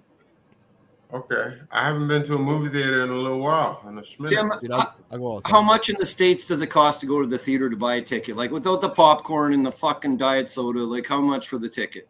Well, the one I went to today was just the ticket. Well, it was not a matinee, and it was $8.50. The theater by me is $6. Every show $6. Well, $5 for matinees, $6 for night shows. That's the one by me. But they didn't have The Beekeeper today, so I had to go up to the other one, half an hour from me in Canton, and that was $8.50. Wow. I haven't been to the theater for years, but I know for a fact the last time I went, it was like $11.50. But it was on a Saturday night. There's a lineup, and it was what it was. But fuck, for one film, it was for one person, it was $11.50. Man, I couldn't get over how much it was. But yeah, is there still such a thing as a dollar movie theater? Yeah, Paul, in the peep section of a fucking Amsterdam, you go in and put a fucking shekel in, and you watch a girl fucking. That's right. You know what I mean. Give him a quarter, see a titty. Yeah. I mean, there's definitely discount theaters. I mean, the theater here is a lot cheaper than other theaters. I mean, $5 is pretty cheap for a movie nowadays. So, And it when used you to be went $1. there, It used to be $3. So when you went there, what time of night was it? when today? Or no, you went today. Yeah, I went today. I went to. It was like 11:10. Oh, early, Yeah. early. Okay. Yeah. Was the theater packed? Was like the No, it was me and like an old couple sitting behind me. That was it. Oh, okay. Last movie I went to, I was the only one in there. Yeah. So that happens a lot. I like that. I think back in the day they didn't have that selection where there's 4 or 5 viewings in the afternoon or whatever. It was just usually at night. Like back in the day growing up, I never remember there being, maybe on the weekend, on a Saturday or Sunday, there'd be like a noon hour fucking kids movie or something like that. But yeah, I mean, the small theater by my house, it only has like Wednesday through Friday. They show once. They have 2 different movies playing, and they show them once each night. And then Saturday they'll show it like a noon, 4, and 7. So, but usually it's once. So I couldn't. They wouldn't have a day showing like today. Like I was up, I was bored. Fuck it, I'll go to the movies. It was fine. It was a fine movie. I don't know. It's not another Jason Statham being a badass. I don't know. Fine. Yeah, I mean, all of his movies are pretty much the same premise, right? Mm-hmm. Was he wearing a suit? Yeah, a couple points he was. Well, he's a beekeeper and he's also a beekeeper. Yeah, no, it doesn't make any sense. But you're on the studio, right, Pulse? Yes. All right, keeping the lookout for Matt. So a little random, but did here. you guys catch the that boxer Moss had on a show last night? No, who's Did you guys that? catch that? No, Yeah, I didn't. Who was Sephora. on? What's the name? Sephora? Spada Dora or something like that. It's really hard to say. Sarsaparilla. It sounds Something great. like that. Really cool story. Really great interview. I mean, 49-1-1 is this dude's record, and he fought all these times on the street. Went to jails to fight people like a couple times a week. Believe it or not, for a couple of years, he would literally go there, fight inmates at the jail, and then come home. That's to keep himself getting ready for fights and shit like that. Fun So- Wesley Snipes, undisputed. Yeah. The tough looking fucker too. He looks just like Ken Shamrock. I'm not even kidding you. And he's got That's 2 unfortunate. fucking gold teeth about two sets in on each side. Oh Lord. Yeah. Paul Spadafora. Paul Spadafora, yep. Yeah. He's from That's Pittsburgh. I'm not even shitting. He's from Pittsburgh. He's a legend there. If you Googled his name, it'd be I can't remember his name, Pittsburgh Kid or something like that. But he's like a year younger than I am. He's 48.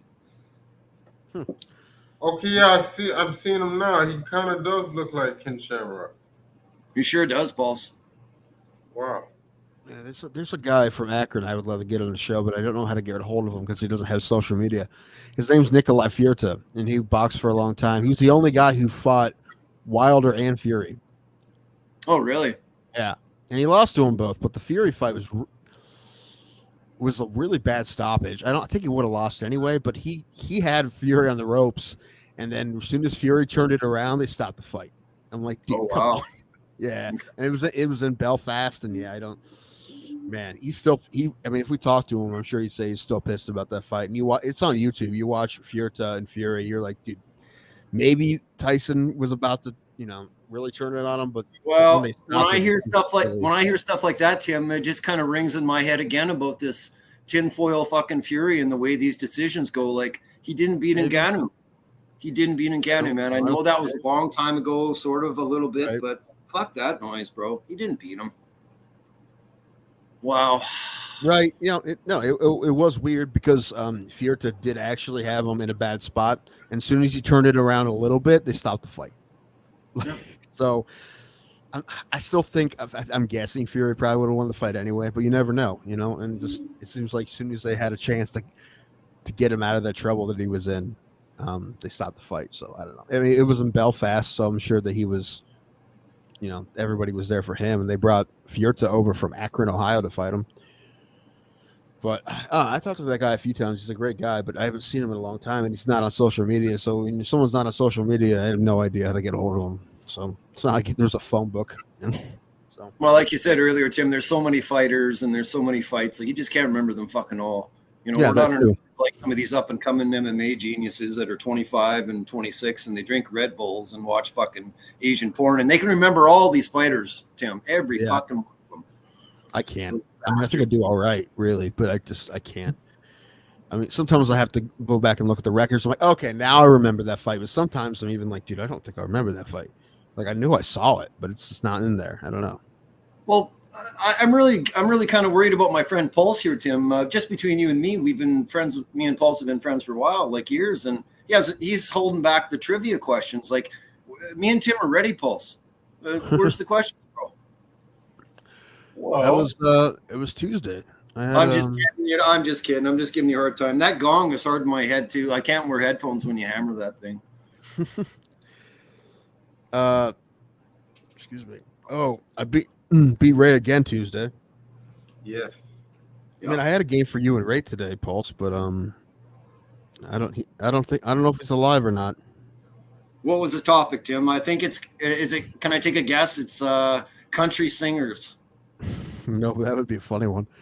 I might do that with this country western music, 90s country, Pulse versus Ray.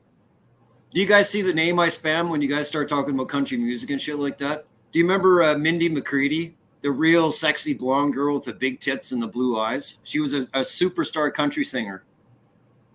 I don't You remember her? What happened to her? Well, it's kind of a shitty story, but such is life. Her husband OD'd or drank himself to death, and then she got really depressed and kind of did the same thing. But she was a superstar. She was on all. She's dead? You know, yeah, Mindy McCready. It was probably like 8, 9, 10 years ago or something, but she was super sexy, man. Big, thick, long, curly hair and big tits, but she liked drugs and drinking. So, I mean, I'm gonna look her. Oh, okay, yes. That'll happen. No, I don't remember. But I made a good AI song today. you didn't use up all your coins yet or your tokens or whatever? Not well. I did. I just re-upped like last week. So. Oh, you're re-upped. I think I'm gonna stop paying for it though. I think I've had enough of it. I paid for it. This is the third month in a row I paid for it. I'm like, that's enough. Yeah, it's cheap entertainment. You know what I mean? You can drive to the theater and burn gas and get a shitty fucking fountain drink, or you can sit at home and spend a few bucks.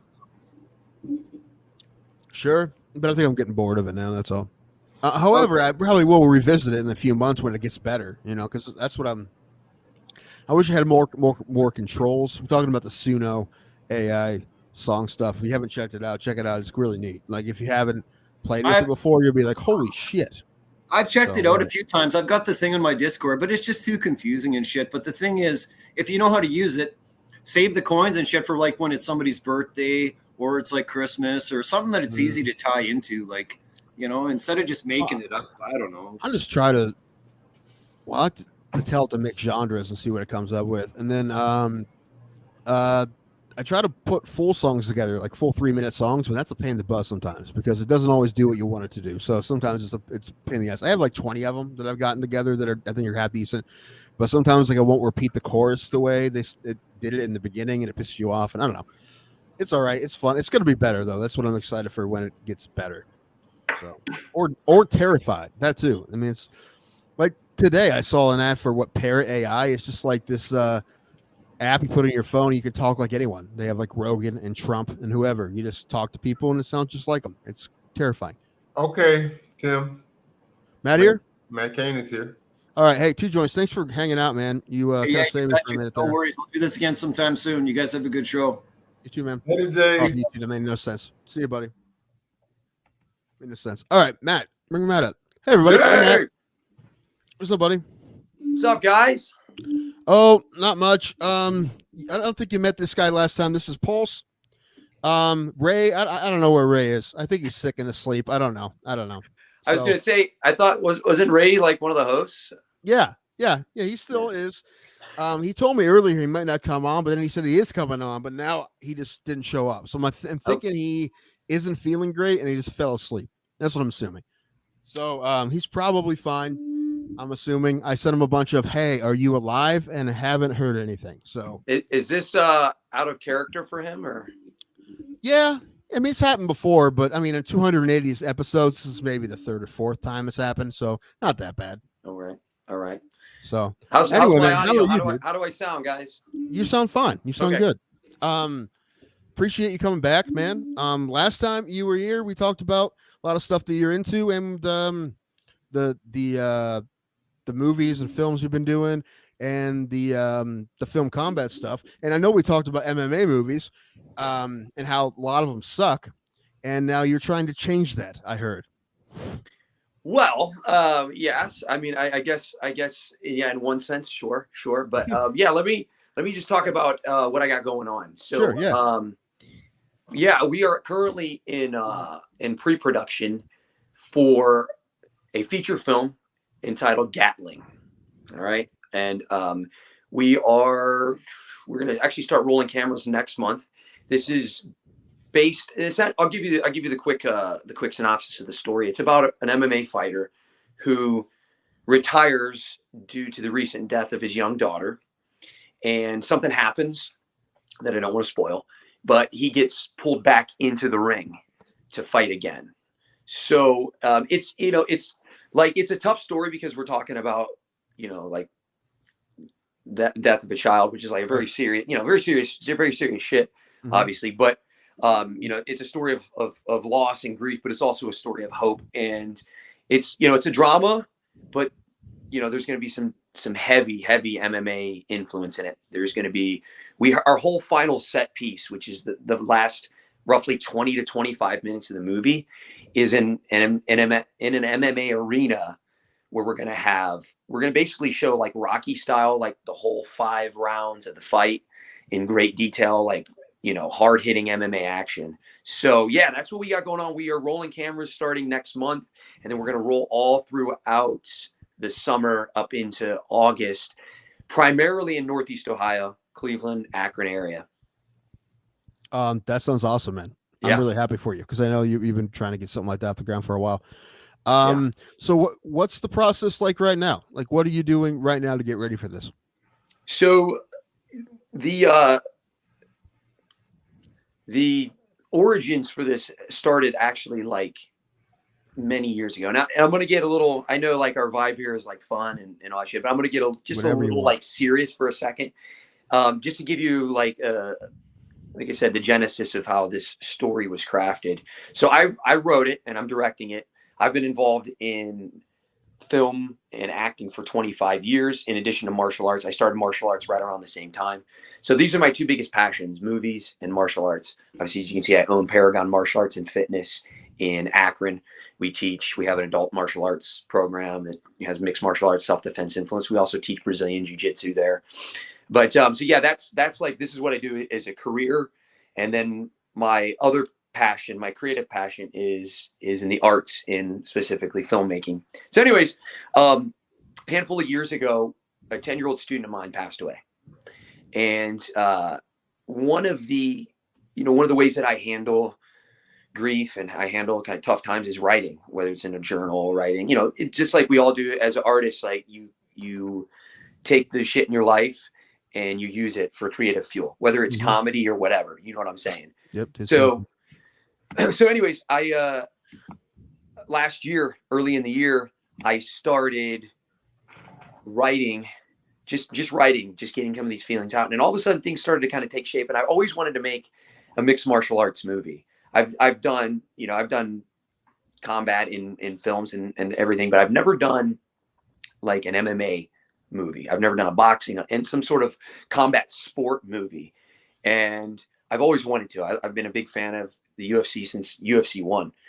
So I was like, man, I got to do something. I need to like merge these 2 things. So these 2 ideas kind of just came together. They coalesced. I'm like, oh my God, this story actually would make sense. So I started writing this movie. It was a great way for me to like work through some of the grief and the trauma and shit that I was going through and get it out on paper. And I'm not gonna lie to you, there were days where when I was writing, I was literally crying, writing scenes. So it was really tough, but the process has felt great. It's felt really cathartic to let these emotions out.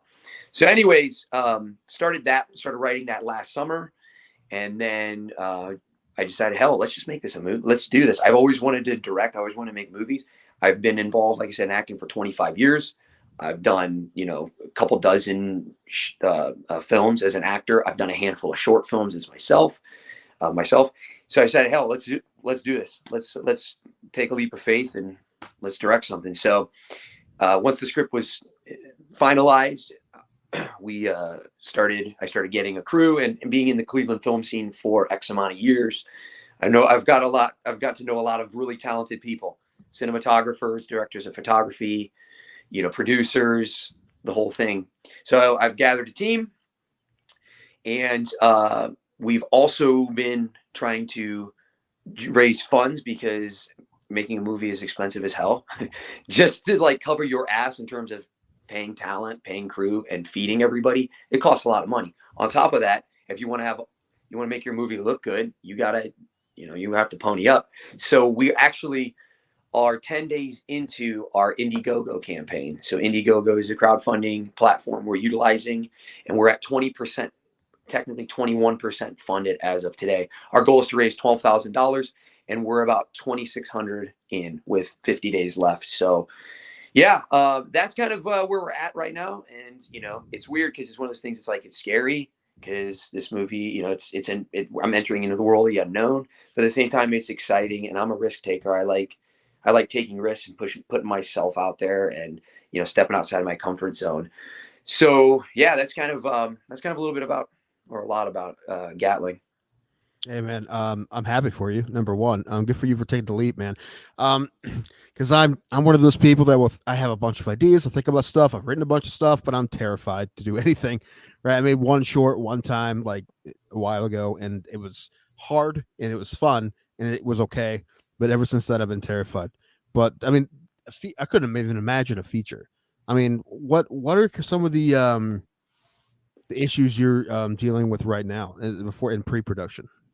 Yeah, I mean, so the thing is, yeah, you're right. Just the money thing. Well, yeah, that's big. I'll get to that in a second. But just to piggyback what you were saying, man. Mm-hmm. Yeah, the way I tell people is the world doesn't want your movie made, if that makes sense.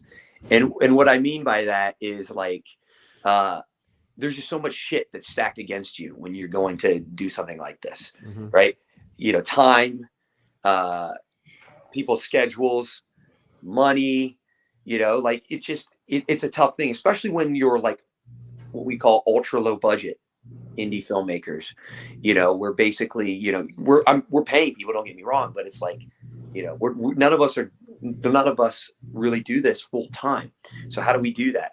How do you balance also running a business, having a career, having a family life, and doing this film thing?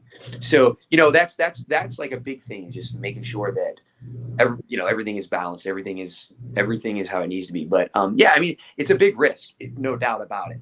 But the good thing is, like I said, in being in the Cleveland film scene for the last 12, 13 years, I've gotten to know, like I said, some of the really talented people. And that's when you surround yourself with really smart, talented people, it helps allay some of those fears. And I got a great team that every single one of them is vetted. Every single one of them I've worked with, and I feel like we can trust, we can lean on each other in these moments of trial. And we'll see how it goes. I mean, this is my first feature. I may fall on my face and smash my face and be like, oh, well, but at least I tried. I'm the kind of person, I don't want to have any regrets. I don't want to be on my deathbed, shitting myself going, oh my God, I wish I would have made a movie.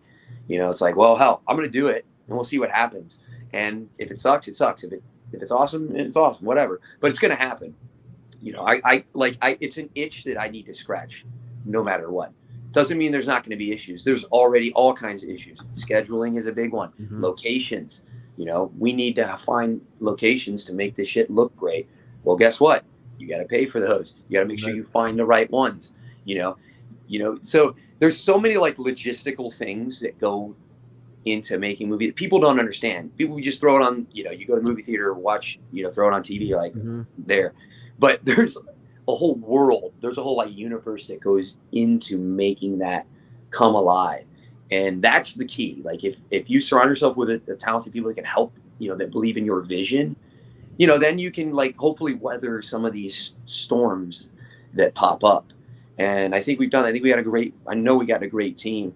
Now we're in the process of, all right, let's get this shit started. We're going to roll cameras here in a month. Let's raise some money and let's make this happen. Go ahead, Paul. I'm sorry. I was going to say I have a couple questions if I could for Matt. Of course. Yeah. Did I read right? You're originally from the UK? Not me. Where are you looking up? You from another guy named Matt Kane? It must have been another writer-director named Matt Kane. Okay, Sure, right. So you're originally from the Cleveland area? Yeah, born and raised in Akron. Oh, okay. Yeah. All right. If you looked up, were you on IMDb by chance? Yes, there's another Matt Kane, and I think it says he has dual citizenship. He's from Bristol, United Kingdom. Yeah, that son of a bitch he's right above. I'm number 2 on the IMDb charts. Oh, okay. Yeah, I didn't realize he was English though, but no, yeah, that's funny. Okay. Well, maybe you just need to do better than him, Matt. Maybe that's what you have to do. This is what Gatling's the vehicle so that I can become number 1. The number 1 Matt Kane on IMDb. That's all I care about. That's all I care about.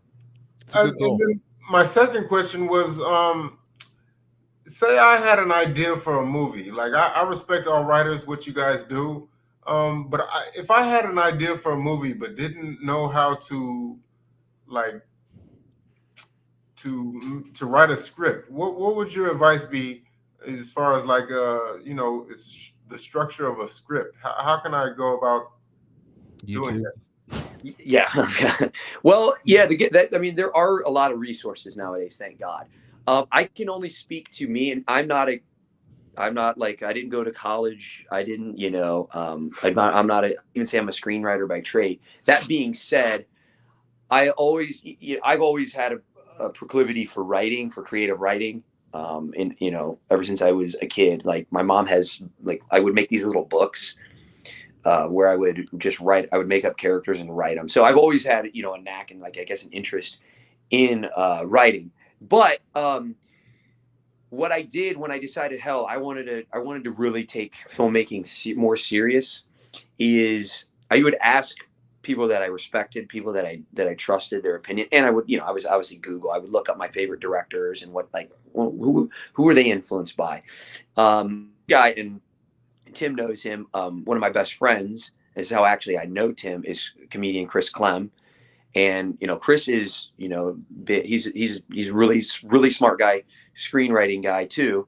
And I would ask him. I remember asking him, like, what are some really good books, and he referenced a couple of good books. And one of them is a book called Story by a guy named Robert McKee, and he actually has 3 books now: Story, Character, and Dialogue. And I read each one. I've read each one of those 3 times, and the 3rd time I was reading through them, I basically did it with Gatling in mind. So like there was like a bunch of creative exercises you can do. And I just used this movie as that like creative vehicle for that. So I guess to answer your question is like, just get some resources, ask some people, look it up. There are, there's a screenwriting, format you have to follow and stuff like that. Yes, but in terms of like the DNA of a script, I would say, Robert McKee's book, there's Sid Field's book. Why can't I remember the name of that book? But anyways, it's a really popular book. There's also like some other ones called like Save the Cat that are screenwriting books and they're just really good source material. Another thing too is just reps. Just like try it. Just write the shit down, and you can even submit stuff online. There's certain websites you can go to. Now people may rip your script apart, but you'll learn. You'll grow. It's like having a trainer for like. If you're having a coach for mixed martial arts, if you're saying you're dropping your hand, when you're throwing your hook, well, it's the same thing, with like writing a script. He'll say, hey, this sucks, do this better. So that's kind of what I did, trial and error. And again, I can say I'm not, a screenwriter. I wouldn't even call myself that. I'd say I'm a filmmaker, but I definitely followed certain formats that I feel like were successful, and I try to emulate that. And, you can actually look up too. Now that I'm thinking about this, there's a bunch of like really famous scripts online, like Terminator. The James Cameron script is online. You can look that up, and it's like free. So you can look up a bunch of scripts and just kind of like, and the more you read, the more you write, the better you get. Okay. Are you gilded? Are you like a member of SAG? No. So yeah, that's a great question. So this is a non-union feature film, right? So meaning basically we're not following the Screen Actors Guild guidelines. That being said, we're going to do the best we can to follow those things. But financially, we don't have the money to be SAG, because there are like, you got to pay your actors X amount, your crew X amount, and we wouldn't be able to make a movie for that. That being said, we try to get as close as we can to SAG financially, if that makes sense.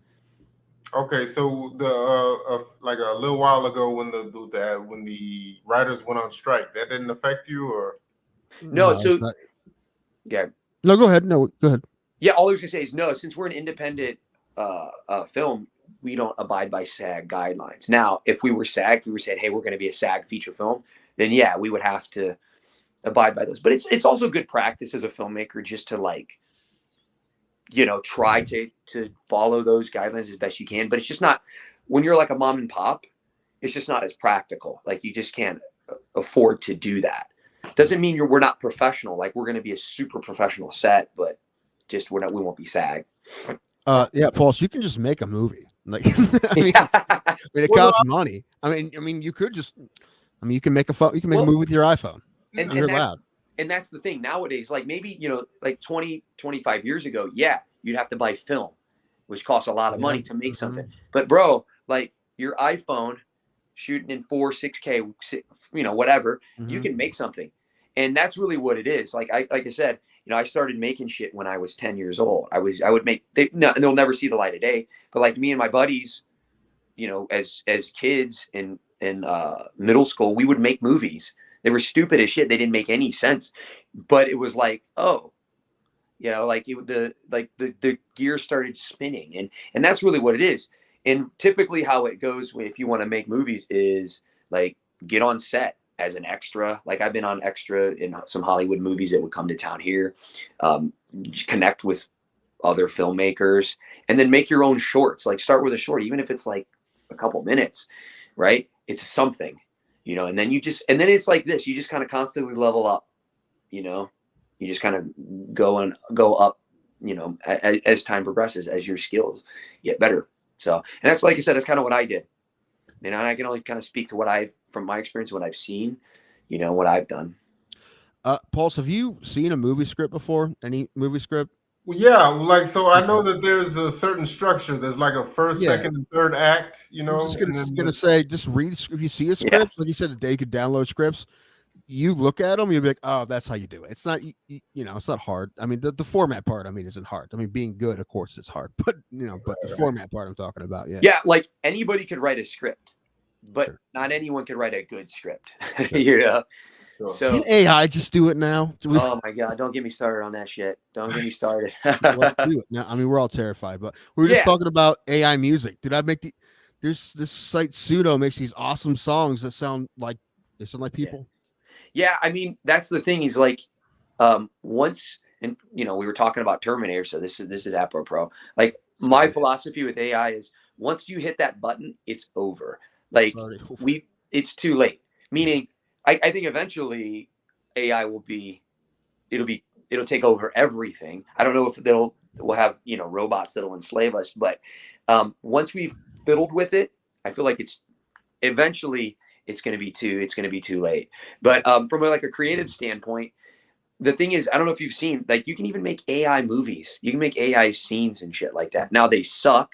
They lack. The thing is, the AI in general, like, I utilize AI for my business. I use it to help stimulate ideas, but I would never use it to replace the creative process, because it never can, because it's AI. It's not human. So you see these scripts, you see, these images, and they're fine and dandy, but they lack that human touch. They lack that emotion that us as humans, that we inject into something to make it art. And that's the problem with AI, is it's devoid of that. It's getting better. It's scary how good it gets, but I don't think it's ever going to get to the level where it's going to be replacing that human touch. I mean, it's a tool, and I think Yeah. a lot of screenwriters moving forward will use it if they're right. and it's stuck, if they're stuck Exactly. or something, or something, for a jumping off point or whatever. But there was a pretty big ruling recently that a judge said that you can't copyright AI stuff. That's right. I'm sure people are going to be like, well, I wrote this, and like, all right, did you though? But well, like I said, I've utilized it. I've used ChatGPT and AI before. Yeah. It's great to, like you said, to stimulate, right? Just to like get it going. Like if you throw in a prompt and you'll say, okay, give me an idea for a movie. Yeah, and it might suck and be derivative, but like, wait a sec. And it could start the creative juices a little bit. Yeah, I mean, it's like AI is a great utility for sure. I put a couple just like movie ideas I had in the ChatGPT and like, grab me a treatment for something like this. And it would come up with some ideas. I'm like, I like this idea. I don't like that idea, but it was neat. It's neat. Yeah, bro. Tech is ruining every industry. It did it to music, and I feel like, it's like, eventually there's just going to be like villages all over America where people just like hide from technology. We're going to be those. I've heard that I've heard that people who are extras in movies, they don't even hire them anymore because they can just fill you in with an AI generated photo or something, Well, that was one of the things with the SAG strike was they basically they were saying they were going to do this to the extras is they would scan you, and then it's like, bye, we can use you in perpetuity now. Once we have your likeness, fuck you, we're not paying you. So that was something that SAG was able to get in their contract where no, if you're going to use my likeness, you need to pay me. Because you got to remember, guys, like all these large corporations, and that's all these studios are. Is they're large corporations. All they care about is profit and growth. That's it. And they prove that time and time again. If they can cut their losses and maximize their profits, they're going to do that. That's why you have movies that went like, what was that, Batgirl? That movie never came out. Why? Because they were going to make more money by cutting it than by distributing it. It's wild. But that's the thing. These studios don't give a shit. The studio system does not give a shit about you. I would argue they don't even give a shit about the creative process. They care about making money because they're a large corporation, and that's what runs the world, baby. Right. It's why you see the same shit all the time too. I was telling those guys, I saw The Beekeeper today, the Jason Statham movie. Right. And it was fine. But I mean, I'm like, this is John Wick. It's basically John Wick. It's just a guy, a retired assassin who wanted to live a simple life, but then you piss him off and now he's going to kill everybody. Well, exactly. And that's the thing is these stories are very formulaic because these studios can predict, okay, get my star, Jason Statham, get this derivative story that we've seen 100 times again, the revenge tale. And we can predict our projections financially. It's going to make this, this, and this. And that's what they do at the end of the day. And is it devoid of artistic merit? Maybe. Like I heard Madam Web, the new Spider. I heard that is just like a giant train wreck, that it's so bad that people want to see it because it's that bad. But again, it's like warmed up leftovers that studios are going to pop out because it's an established IP. And it's like, well, here it is. We'll throw it at you. Whereas bringing it full circle, I feel like Gatling is an original story. Yes, there's some, there's a little bit of the revenge element in there. There's certain things, there's a Rocky-esque feel to it. There's enough that people are familiar with, but it's also a unique enough story that it's not going to be run of the mill. You're going to feel when you see Gatling, you're going to feel something. And that's really all I care about is at the end of the day, when you watch something as an artist, when you give of yourself, that you impact somebody. And that's really what we care about, man. So when people see Gatling, that's my goal, is they feel moved, whatever emotion it is, they feel something. Now you said you've been out to Hollywood and you worked on Hollywood sets before? No, so I have been on Hollywood sets here in the Cleveland area. Oh, so, okay. Yeah, I was an extra in a few different films that have been here. Like there's White Boy Rick that was here. That was the Matthew McConaughey movie that was they filmed in Cleveland in 2018. Is that one? Yeah, 2018. There's a bunch of films that have been here. Avengers, Captain America: Winter Soldier, Fast and Furious. Like there's a bunch of those that I jumped on just as like an extra. I think they're doing Superman too. They were telling me White Boy Rick was set in Detroit, but actually filmed in Cleveland. Correct. Okay. Yeah. Yep. So and yeah, there's Superman movies coming here. James Gunn directed the Superman reboot. That's going to be actually filming this summer in Cleveland. I have a few friends that hopefully will be involved in that. But yeah, like I wanted to jump on these sets, and I still will jump on set as occasionally as an extra when I get a chance, just to like see how the giant machine spins. Just to like, okay, this is interesting. This is how this is going, because then it helps inform me, as a director. Like, okay, I'm going to do this. I'm not going to do that. Like Abraham Lincoln. One of my favorite quotes of all time is from Abraham Lincoln. He said he never met a man who he didn't meet something from. Or he never met a man who he didn't learn something from. But most of the time, it was what not to do. So, like on these sets, I saw some shit from some of these directors. I'm like, I would never do that. Like one of the directors on White Boy Rick, I don't give a shit. I'll say this. He, like some of the extras were talking, he just lit into everyone. Everybody shut the fuck up now. Shut the fuck up. I'm trying to make a fucking Hollywood movie. Shut the fuck up. Like that, right? And I'm like, oh my God, this guy's taking himself way too serious. It was really funny. But I get it. When you're making a Hollywood movie, every second you're losing, the execs are breathing down your neck. And if we're taking an extra couple of minutes because people are talking, I get it. But maybe you can handle that a little bit differently. I also wanted to ask, so you're from Akron originally, right? Yes, sir. Okay, so all of us, we're all millennials, so we all grew up around the same time frame. I gotta ask, you being a native of Akron, how do you feel about LeBron James? That's about LeBron James, really? Who's that? Never heard of him. Who? You know what's funny? It's funny because, and I'll have to come back on another time because I don't think, Tim, I've ever told you this story. When I was this close to being cast on Survivor a few years ago. Oh, really? I'll tell that story next time I come on. Anyways, one of the questions they asked me when I was at CBS Studios talking to the showrunners and producers is they're like, talk to us about LeBron. Like I'm his fucking buddy or something. But anyways, LeBron is the greatest basketball player of all time. He is I think I could argue that one of the greatest athletes of all time.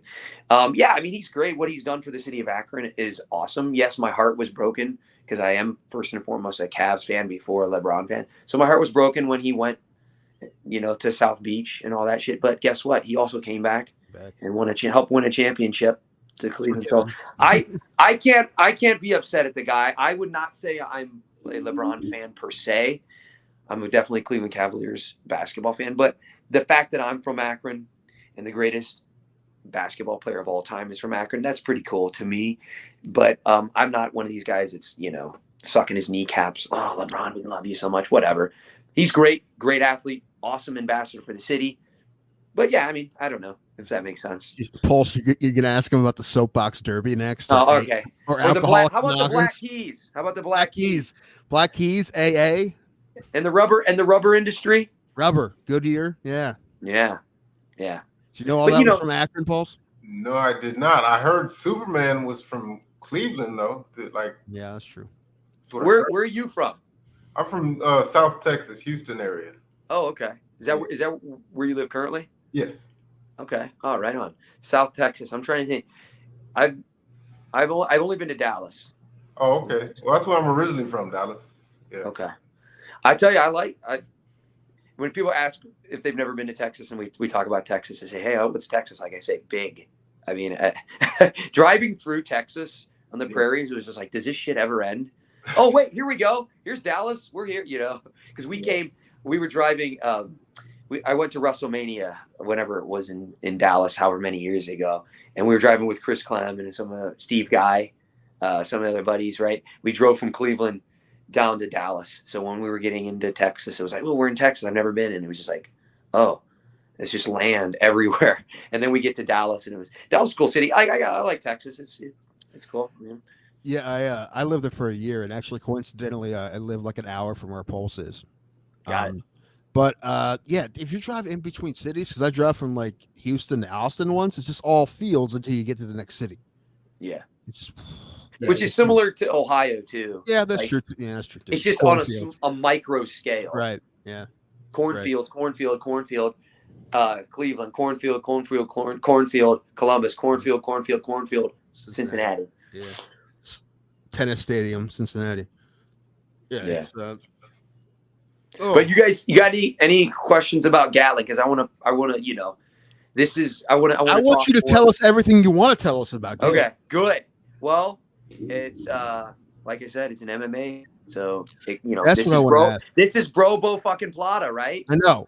This is what I was gonna ask. That how do you do that? How do you So there's gonna be a whole separate thing where you got to choreograph these fights, right? How does that go? How do you start with that? Right. Yeah, so we have a great team, stunt coordinator and fight choreographers, and our lead actor too, by the way, Jerry Sir. He doesn't really have any like formal martial arts training, but he's boxed a little bit, he's grappled a little bit, but he's a hell of an athlete. He's a great, you know, he's a stud, very physical actor.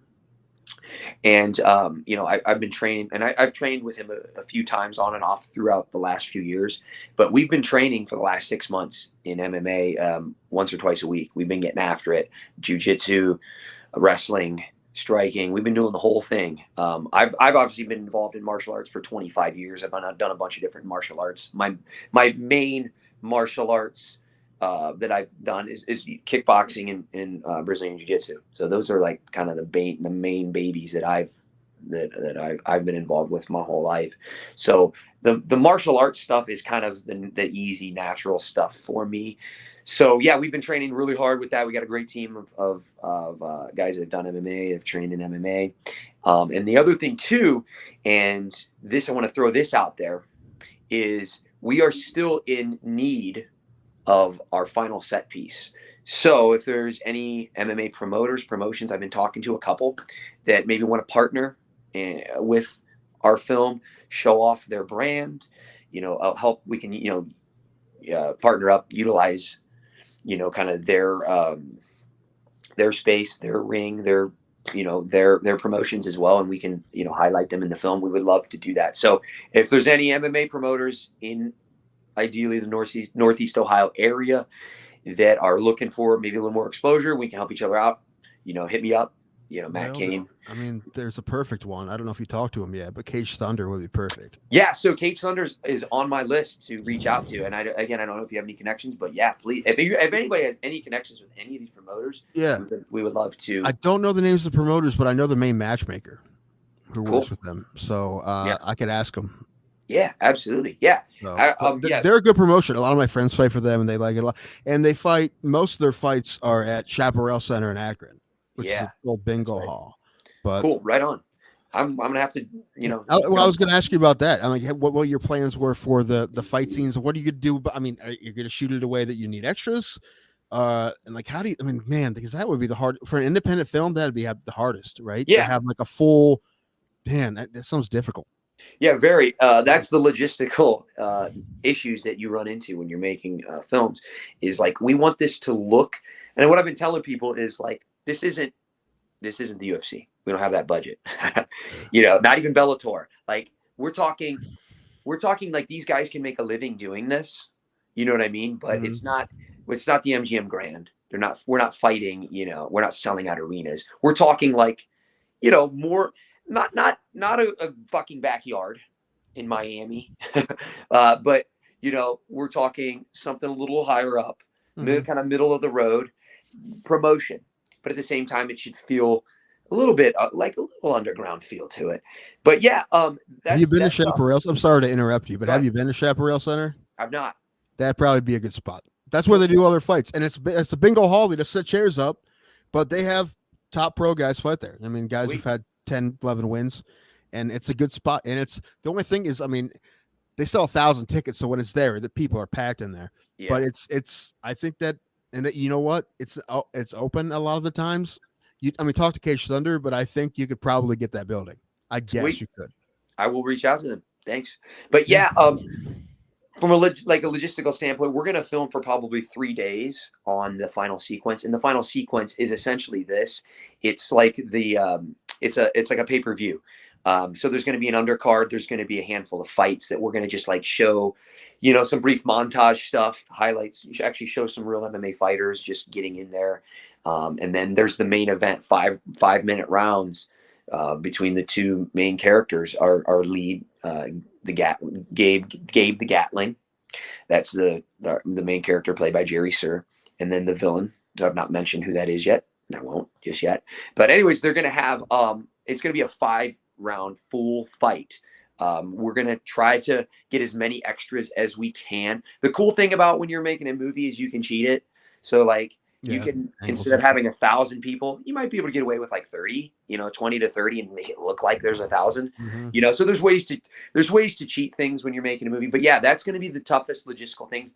That's why it's going to be at the very end of our filming. July, August is when we're going to do it, so we can have as much prep plan time in place, because here's the things you got to take care of. Number one, location, like we talked about, extras, crew. Also, we want to make sure these fight scenes are badass. We want you to feel this shit. Okay. We're going to film it up close, personal. You're going to feel all of this stuff at the same time. We'll pull. So, just like when you're watching UFC, you can see everything, but also it's a film. So there's going to be times where, we're going to be doing close-ups, blood spitting out, teeth busted out and shit. So you're really in the cage. In this movie, you should feel like you, at the end, like you just went to war, like with these guys. You should feel all of it. That's the goal. So yeah, we got to go through we got to check all these boxes logistically to make sure it's, we're doing what we need to do. So yeah, it's tough. It's definitely a big undertaking, but and that's one of the reasons that we're doing a crowdfunder on Indiegogo, is so we can raise money to do all that. Most, a good portion of our budget is going for that final set piece, because it's going to be expensive. We're going to have to pay people. We're going to do all this stuff. And at the same time, we want to make it look professional and good, right? We want to ball on a budget, if you will. Yeah, dude, I would definitely get a hold of. I'll try to get you the names of the guys for Cage Thunder, because all those things I'm thinking right now is how good that would be. Like, they have cards, so you could go in if you work with them or another promotion like them. Although they're an acro promotion, I feel like that'd be perfect. You can go in there during one of their cards and shoot B-roll. Or whatever, just all of that. And also, one thing I really like about any sports movie is when they pull back, because I feel like sometimes it's a cop out for sports movies when it's all close-ups. Yeah. And there's one director in particular, I can't remember his name. He did Warrior, he did Miracle, he did The Way Back with Ben Affleck. I can't think of his name. But all of his sports movies are all close-ups, and I'm like, it's like a cop out to me. Right. Yeah, and you want some, I'll get that, but I'm talking about you want to. Yeah. So I get it from like a directing standpoint. You pull in for the emotion, but you're right, and that's what I was talking about when I said we're going to be in, but we're also going to be back. And ideally, I want to pack that place and have it like pull back and be like, holy shit, yes, look, this is it. Look at this arena, and then also at the same time, we're going to have certain shots where we're replicating the camera angles that they have at mixed martial arts, cards. Right. When you watch UFC pay-per-view, yeah.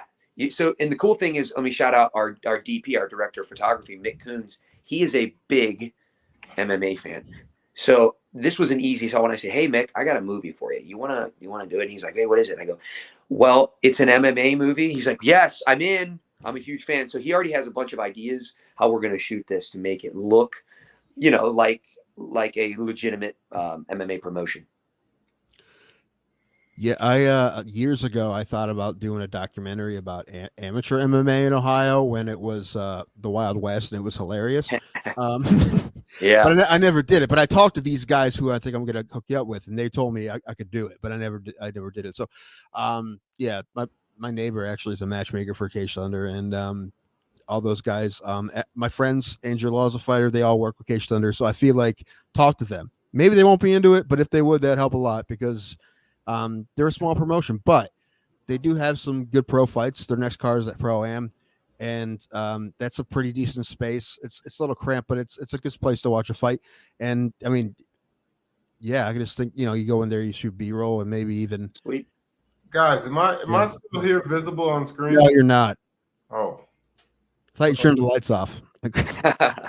Smile. Taking a nap. I'm kidding. But yeah, Tim, yeah, man, if you shoot me that contact for sure. I will. They were on my list. Is on my to-do list coming up is to reach out to a few promotions, and they were at the very top of my list. So that'd be awesome. I don't know how. I mean, there's not really that many in Ohio anymore. There's a couple. Yeah, there's a handful in my research that are in this area. But yeah, they were. Did They you were look up definitely at the top. Honor? I wouldn't ask them. Okay, well, I won't know. So They tried to have a card in Thanksgiving, and no one wanted to fight for him. That's so I don't even tough. know if they're ever gonna have a fight. I don't think they're gonna have a fight again, and they piss some people off. So Yeah. I still think they're gonna. I don't think they're gonna be around any longer. Yeah. But No. no, the one that does the most in this area is definitely Honor. Not excuse me, not Honor. Cage Thunder. Cage Thunder. Yeah. Like I said, my friends fight for them and stuff, and all their shows are real good. And Right on. they try to learn from the mistakes that they made in other promotions and other people have made, and then they try to fix on them. So, but I feel like they'd be into it. As long as you can prove to them that you're legit, which you're a pretty serious dude, I'm pretty sure you could do that. Yeah. So, cool. Yeah, I think that would work out for sure. Yeah. Yeah. Right on. Yeah. So like to summarize, even though this is definitely a drama, because like we talked about the heavy source material that we're talking about when you lose a loved one, especially a child, that's some heavy shit for sure. But at the same time, I want to highlight these gladiators. I have so much respect for MMA fighters. Even you, Tim, I know you got in the cage, so I got mad respect for anybody that goes in there and you're risking shit, man. You're risking your life, honestly. There's people that have died on the canvas, so it's mad respect for you guys. I'm just acting like I'm doing this. You guys, the pro MMA fighters, even amateur, man, you guys, the shit you guys do, shit they do, I have so much respect for. And that's what I want to also convey to the audience is like, this isn't just like barbarians getting in there and beating the shit out of each other, right? These are humans. These are humans with feelings, emotions, and lives outside of the ring. Yes, they're gladiators in there and that they're tough sons of bitches. But also at the same time, I want to show the whole dynamic of them as human beings as well, if that makes sense. No, I get it. Some of the really crappy, like the Never Back Downs, or some of these really crappy MMA movies. One thing I don't like about them is that these people don't seem like people to me. I'm like, no one acts like that. That's weird. At least Warrior had some good characters, and I get that. Like a teacher who was a fighter, I like that. But yeah, some of those movies, I'm like, this makes no sense. People don't act like that. I've never met. I know a bunch of fighters, and none of them act like that. Yeah, I only saw the first Never Back Down. I was like, that's the only one I saw too. But there's a lot of crappy ones. Yeah, I was like, I think I'm good after seeing that. But anyways, you're right. I want to show that these are real people. So there's some real shit. These are real characters that are you can tell that are based off of kind of some lived experiences. But yeah, you're right. Like a lot of and with a lot of cheesy action movies, you get that. You get the like, oh god, they're characterizations instead of real people, instead of real characters. And we want to show real characters in this movie. We want to make sure these are people that's like, yeah, this is, so they're fucked up. They have issues. They have problems, just like all of us. They're going through shit, but at the same time, they're trying their best. And that's kind of the message of the movie. It's like, life's tough. It sucks. Life is really brutal and unfair. Guess what? They're fighters. What do fighters do? Yeah, keep the cheese out of it, man. No cheese, baby. No cheddar. I know you need an antagonist, and I get that. You need like a guy. I understand that. But I'm like, some of those MMA movies, I'm like, man, what are they doing, man? Yeah. And also, you'll see some stuff that even in the MMA, you're like, this makes no sense. None of this makes sense. I mean, even Warrior, they had like a 2-3 day tournament. I'm like, that could never work.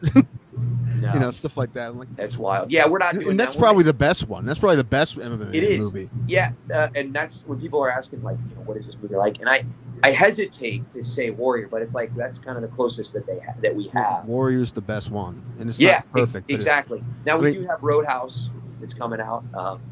Hey, I was an extra in Roadhouse. Yeah. Well, I mean, we were there when they filmed for. Like in the crowd. Yeah, we're in the crowd. Did either of you happen to see that Halle Berry one that went straight to Netflix? Yeah, I did see it. And actually, you know what? It's probably the second best one. It's not bad. What's it called? I like Fighter? it. Not bad. Yeah, the fight scene's pretty good. I mean, I just can't get over there's like a part in the movie where Halle Berry's buying tampons. I'm like, dude, she's 55. So I couldn't get over that. But that's just me. I don't know. I know her character is like 35, but I'm like, she's 55. She's older than my mother. So it's true by like a week. What was I gonna say? Oh, yeah, that one's not bad. But I was talking about. Oh shoot, I had something. Nah, I don't remember. Well, I had a question from Matt. I was gonna ask. Coming up, like, what were some of your favorite movies and genres when you were a child? Well, See, I came prepared because all I got to do is go like this. Here you go go. like You got, that. here you got. So I don't know if you can tell. Point Break. This is where I'm at right here. This is Point Break. It's my favorite movie of all time. Well, the remake was better. I couldn't even say that with a straight face. Okay, thank you. I thought you were. I didn't think you were serious. I was about to jump off right now and end this shit, but okay. You ever notice it's that bad. It's real bad. Keanu Reeves, in many of his movies, he's a character named John. Like he's Johnny Utah, John Constantine, Johnny Mnemonic, John Wick. John Wick. He's the everyman, I guess. So yeah, this is my favorite movie of all time. And then we got Enter the Dragon, right? Everybody loves that. So these are two of my favorite movies. I grew up watching action movies, and that's really what spurned. Interestingly enough, bring this full circle. That's what spurred my interest in martial arts and movies. Is I would growing up, and granted, probably watching some of these movies way before I should have, but I would like my dad. My dad was big in these movies. Steven Seagal. I watched all of his movies. Out for Justice, Marked for Death, Hard to Kill, Above the Law, Under Siege. I was really young watching those, so they left an impression on me. But I was a big fan of those. Big fan of Bloodsport, Kickboxer. All the Van Damme movies. Love that shit. Even Jackie Chan. No, sorry. Yeah, Breaking the yeah, that's a classic. But all the Jackie Chan movies. I love Jackie Chan. I grew up on a steady diet as a kid, a steady diet of 80s and 90s action movies. That was like fed to me. That's what I was like, oh my God, Bruce Lee, I got to be like this. So that's why I started training martial arts, because I would watch these movies and I'm like, I want to be like these dudes. Like, how do I kick like that? How do I move like that? Can I do that? So those were big influences on me. That's what has like formed, a lot of in my life is those films, those movies, those actors and larger than life personalities and characters definitely molded and shaped who I am. Same with me. That genre, all of those movies you mentioned, I loved them all. They were all great to me. But I gotta ask you now. You mentioned Bruce Lee. Have you seen the movie Once Upon a Time in Hollywood? No, I've not. Okay, well, in that movie, they made it seem like Bruce Lee. Oh, wait. I lied. That's the Tarantino movie. Yes. I did that. Yes. That actually, I did see that. Do you believe that he got... It's a fictional movie, Pulse. Okay, I'll give my take on it, because I do have an opinion. So, I would say that to a certain degree, yes. Now, remember, Hollywood, it's stylized realism, so they're definitely playing up stuff. So the main scene that you're referencing, where they had Bruce Lee be this like egotistical, like larger than life, like narcissist, is definitely overplayed. But that being said, if you like, I've done enough research. Like I was a Bruce Lee freak as a kid. Like I that's all I did was just it's over there somewhere, but I have like every single one of his books. I have every single one of his movies. Jeet Kune Do was the first martial art I ever did, because I was like, well, what did Bruce Lee do? Oh, wait, Bruce had his own martial art? Shit, I'm going to do that. So I trained extensively in Jeet Kune Do for many years. Anyways, in studying enough Bruce Lee, it's pretty well known that he definitely had an ego. I mean, you have to have an ego when you're in Hollywood, when you're making movies, when you're like that. I would say it's not to the degree that Tarantino was exploiting, and I know that pissed off Bruce's family. They were like, "What the fuck? Like that wasn't dad." Do you believe it's possible that a stuntman picked him up and flung him into a car door? Like, I'm not buying that. Okay. But I buy a little bit of the narcissism and the egomania for sure, but I don't think it was to that degree. Yeah, no, I've heard that about him before. I mean, and I could believe it. I mean, I wasn't around at that time, but I feel like a lot of big time actors, they sort of develop that trait. When you kind of act like your shit doesn't stink when you know you're good. Well, yeah, and I mean that's the thing, when the world's telling you you're awesome and you're great, and what happens is it feeds that ego. It just makes it so strong that it's like, well, shit, I am awesome. I am great. You know, I don't think every like celebrity is like that. I don't think anybody everyone who's famous is like. I heard, speaking of Keanu Reeves, I heard he's the opposite of that. He's very humble, very nice guy. But you know, like, I don't know. I feel like the system almost creates, you know, that persona, and it's like at the same time I kind of understand it, because it's like, well, I'm this, you know, this public persona. I need to keep that image up, right? So I have to be this, right? I don't know.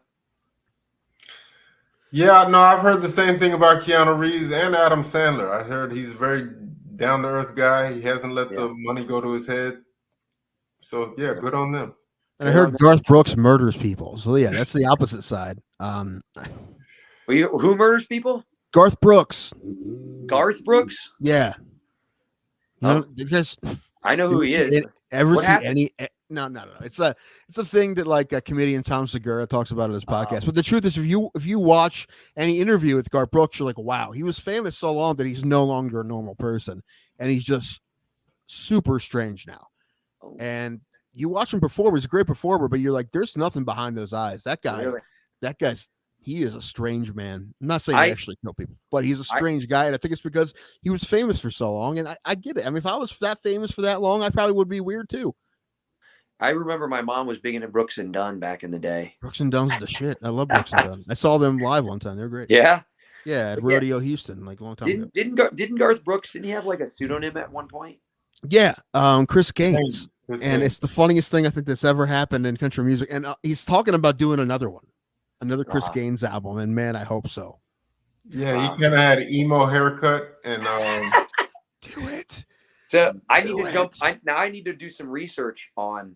I want to look. I'm going to jump off, and when we're done with this, I'm going to look up some Garth Brooks interviews. Yeah, like I'm intrigued by this. Yeah, you'll see the whole thing about Tom Segura's Your Mom's House. They're the kind of started it, and all his fans like bombard him with like, "Where are the bodies, Garth?" Like all the messages. Wow. That's where it started. But he's 100% right. You watch any of his interviews, like this guy is not a normal human being anymore. And I don't necessarily blame him, because he's so ridiculously famous. Right. I get it. Not everybody can handle it, but he's a strange man for sure. Anyway, go ahead, Paul. I'm sorry. I just had one last question for Matt. So we spoke about Tarantino earlier. I was going to ask, who are some of your influences as far as directors coming up? Who did you like? Yeah, great question. There's a lot of influences I've had. So, you know, like I said, growing up, action movies were my thing when I was really young. So, you know, watching Terminator and James Cameron, you know, that spectacle, that whole sci-fi world was very influential for me. But what's interesting is, like, as I've gotten older, like I'm the kind of person, I like weird cinema. I like weird shit too, in addition to, you know, your tentpole big Hollywood movies. So influences from a directing standpoint, of late, I'm going to throw a name at you that most people haven't heard of, but I've been watching his whole filmography, is a German director named Michael Haneke. Okay. Most people haven't heard of him, but he's most well known in the US for a movie called Funny Games, which they did a remake in 2007 with what is her name? What is it? Naomi Watts. You've ever heard Naomi Watts? That actress. Anyways, he's like weird cinema, like weird German cinema. It's very strange movies, but I dig them. I love them. In terms of like other shit that has really influenced me, that's a good one, because there's been, like, I don't even know where to begin, because there's just so many directors. But Michael Haneke has been one. Like a modern director that I really like is, and I always butcher his name, Denis Villeneuve. So he's most notably known for Dune, the Dune movies that are coming. That, like, he did the first Dune and the second Dune that's coming out very soon. He did Sicario, which is great. Blade Runner 2049. Those are all great. Every single movie I've seen of his is a banger. is a home run. Dark as fuck too. Geesh, all those movies are dark.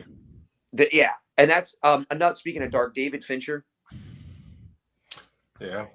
Fincher is great. All his films I really dig. He's definitely influenced me. Like I just watched Gone Girl for the first time not that long ago. You know what? Me too. I just watched Gone Girl like a month ago for the first time. It's fucking sweet. Yeah, and then I saw the documentary about that case that they call the real life Gone Girl, and they railroaded these people because they thought she pulled a Gone Girl, but she didn't. It was real, and it was. Wow! It's a Netflix documentary called American Nightmare. It's great. That movie always cracks me up when Dookie Howser gets it when she slaps him. Oh yeah, spoiler. Yeah. Anyway. Neil Patrick Harris gets sliced. Yeah. But outside of Denis Villeneuve and David Fincher, another one that I really enjoy, and what I just brain farted. Well, who was I talking about? Directors. I got P.T. Anderson, Paul Thomas Anderson. Mm-hmm. He, There Will Be Blood. Phantom Thread, Inherent Vice. Licorice Pizza, which I haven't seen that one though. I haven't. That's okay. It's weird. I feel like Licorice Pizza is one of those movies. If you, I Am Girl. Yeah, if you were a California kid, you'd probably really like it. It was okay for me. It didn't really do too much for me. It's funny. But a lot of times you see like hard carrot California references in TV or movies, and you're like, I'm from the Midwest. I have no idea what this is. This means nothing to me. Yeah. I'm like, okay, cool, whatever. Like, that's an Alita sketch called The Californians. I'm like, I don't get this at all. Now that was fun because it was so over the top. I get it, but I'm like, there's a lot of inside stuff I don't understand in this. Right. But yeah, it's a great question. Those are some of my big three: P.T. Anderson, Denis Villeneuve, David Fincher. Those are some, and then I can throw some really obscure, like I said, Michael Haneke. There's like some really obscure ones that I could throw at you too. But those are kind of the big ones. I also too, I like Scorsese. I like your big Kevin Smith. That's my favorite director. Kevin Smith's great too. Like I'm one of those guys. It's hard for me to nail down a director because I like borrow a little bit from everybody. I'm like, ooh, I like how he did that. I'm gonna try that. That's kind of my take. Yeah. How do you feel about M. Night Shyamalan? So, M. Night Shyamalan, one of the thing about his movies is, his movies remind me of this quote. And they say that, like, when you meet certain people, they say, love them or hate them, but you'll never forget them. That's how I feel like M. Night Shyamalan's movies are. Love them or hate them, you'll never forget them. Because they're either one of the worst things you'll ever see in your life, or they're like, damn, like that was actually really good.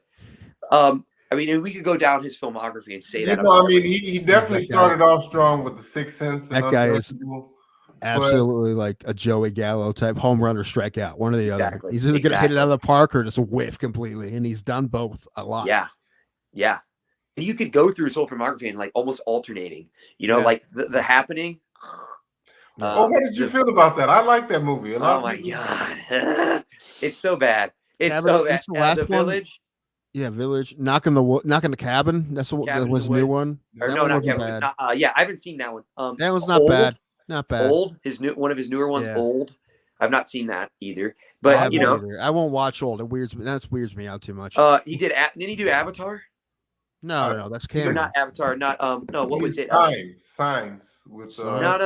Glass. Avatar. No. Last Avatar. Airbender. No. He did a live action. Was it Avatar: The Last Airbender? Oh, Last Airbender. Yeah. Yeah. I know James Cameron's Avatar, but The Last Airbender. Like I've never saw that. I heard that dog shit. But if you look at Signs, I liked Signs. I liked Sixth Sense. Unbreakable wasn't bad. Split. Split's really good. Didn't he do Split? Yeah, he did Split. Yeah, Split and then Glass, which is I didn't see Glass. That's so the sequel to Split and Unbreakable. Yeah. But M. Night Shyamalan, man, like I said, love him. Lady in the Water, I like too. But I think I like Lady in the Water because Paul Giamatti's in it. Never saw that. Yeah, if you like Paul Giamatti, Paul Giamatti's awesome. So. Right. That was all right. I think we're gonna let you go, man.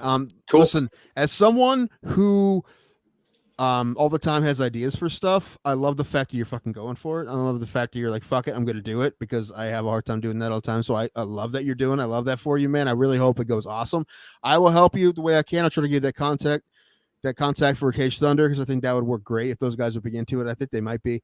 Also, I mean, if you need let me know when you need extras. If Yeah. you need any contacts with fighters too, I know a bunch of fighters in the area. So like whatever you need, man, I'm here for you.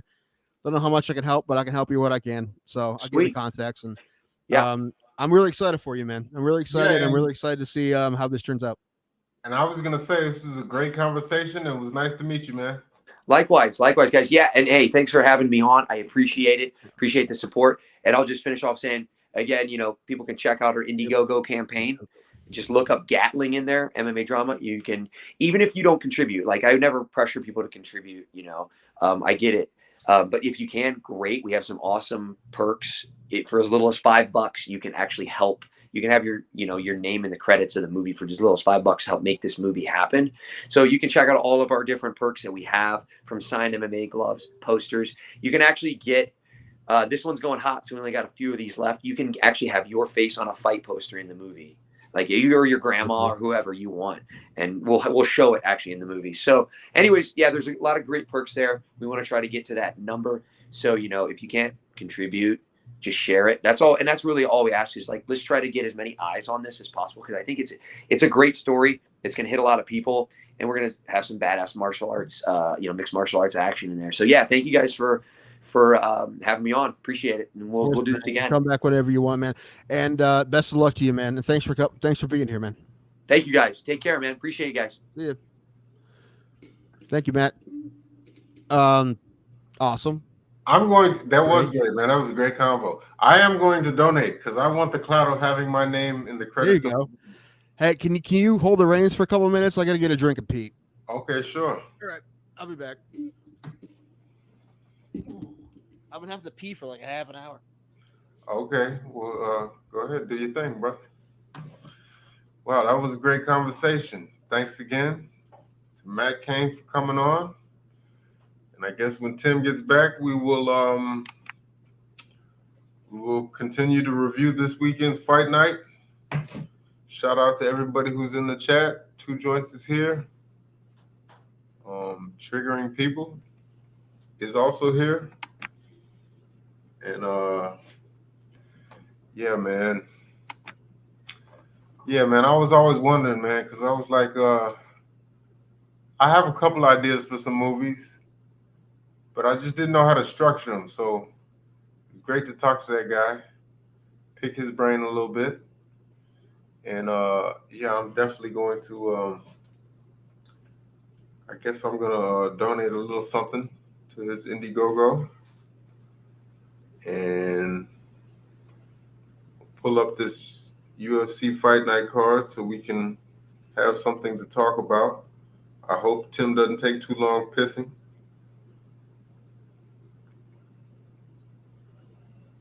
Yeah, there's not too many big names outside of Moreno, Royval, Rodriguez, and Ortega. But you got Raul Rosa on this card. And yeah, that's about it. So yeah, it's kind of slow week for MMA. But we also got Bellator versus PFL coming up this weekend. Let me look up that card. See who we got.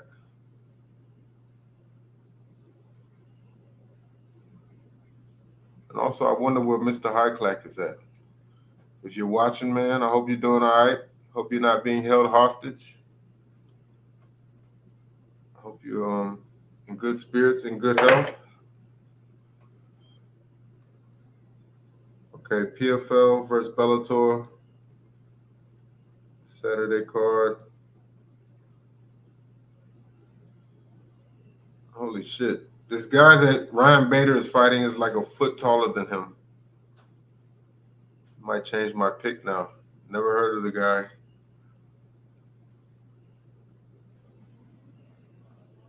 Cannot find. Okay, MMA junkie. Cannot find this fight card.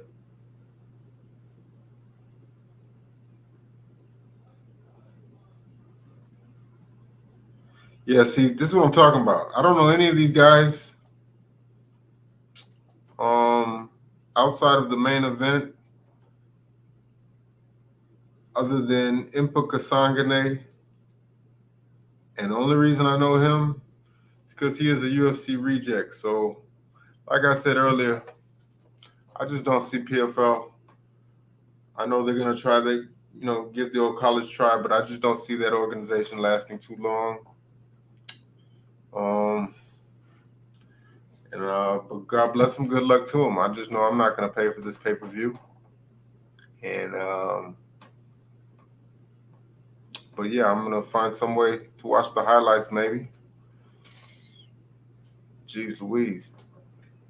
I hope Tim isn't taking a shit because he's taking a long time. Got any comments from any of the chatters? There you go.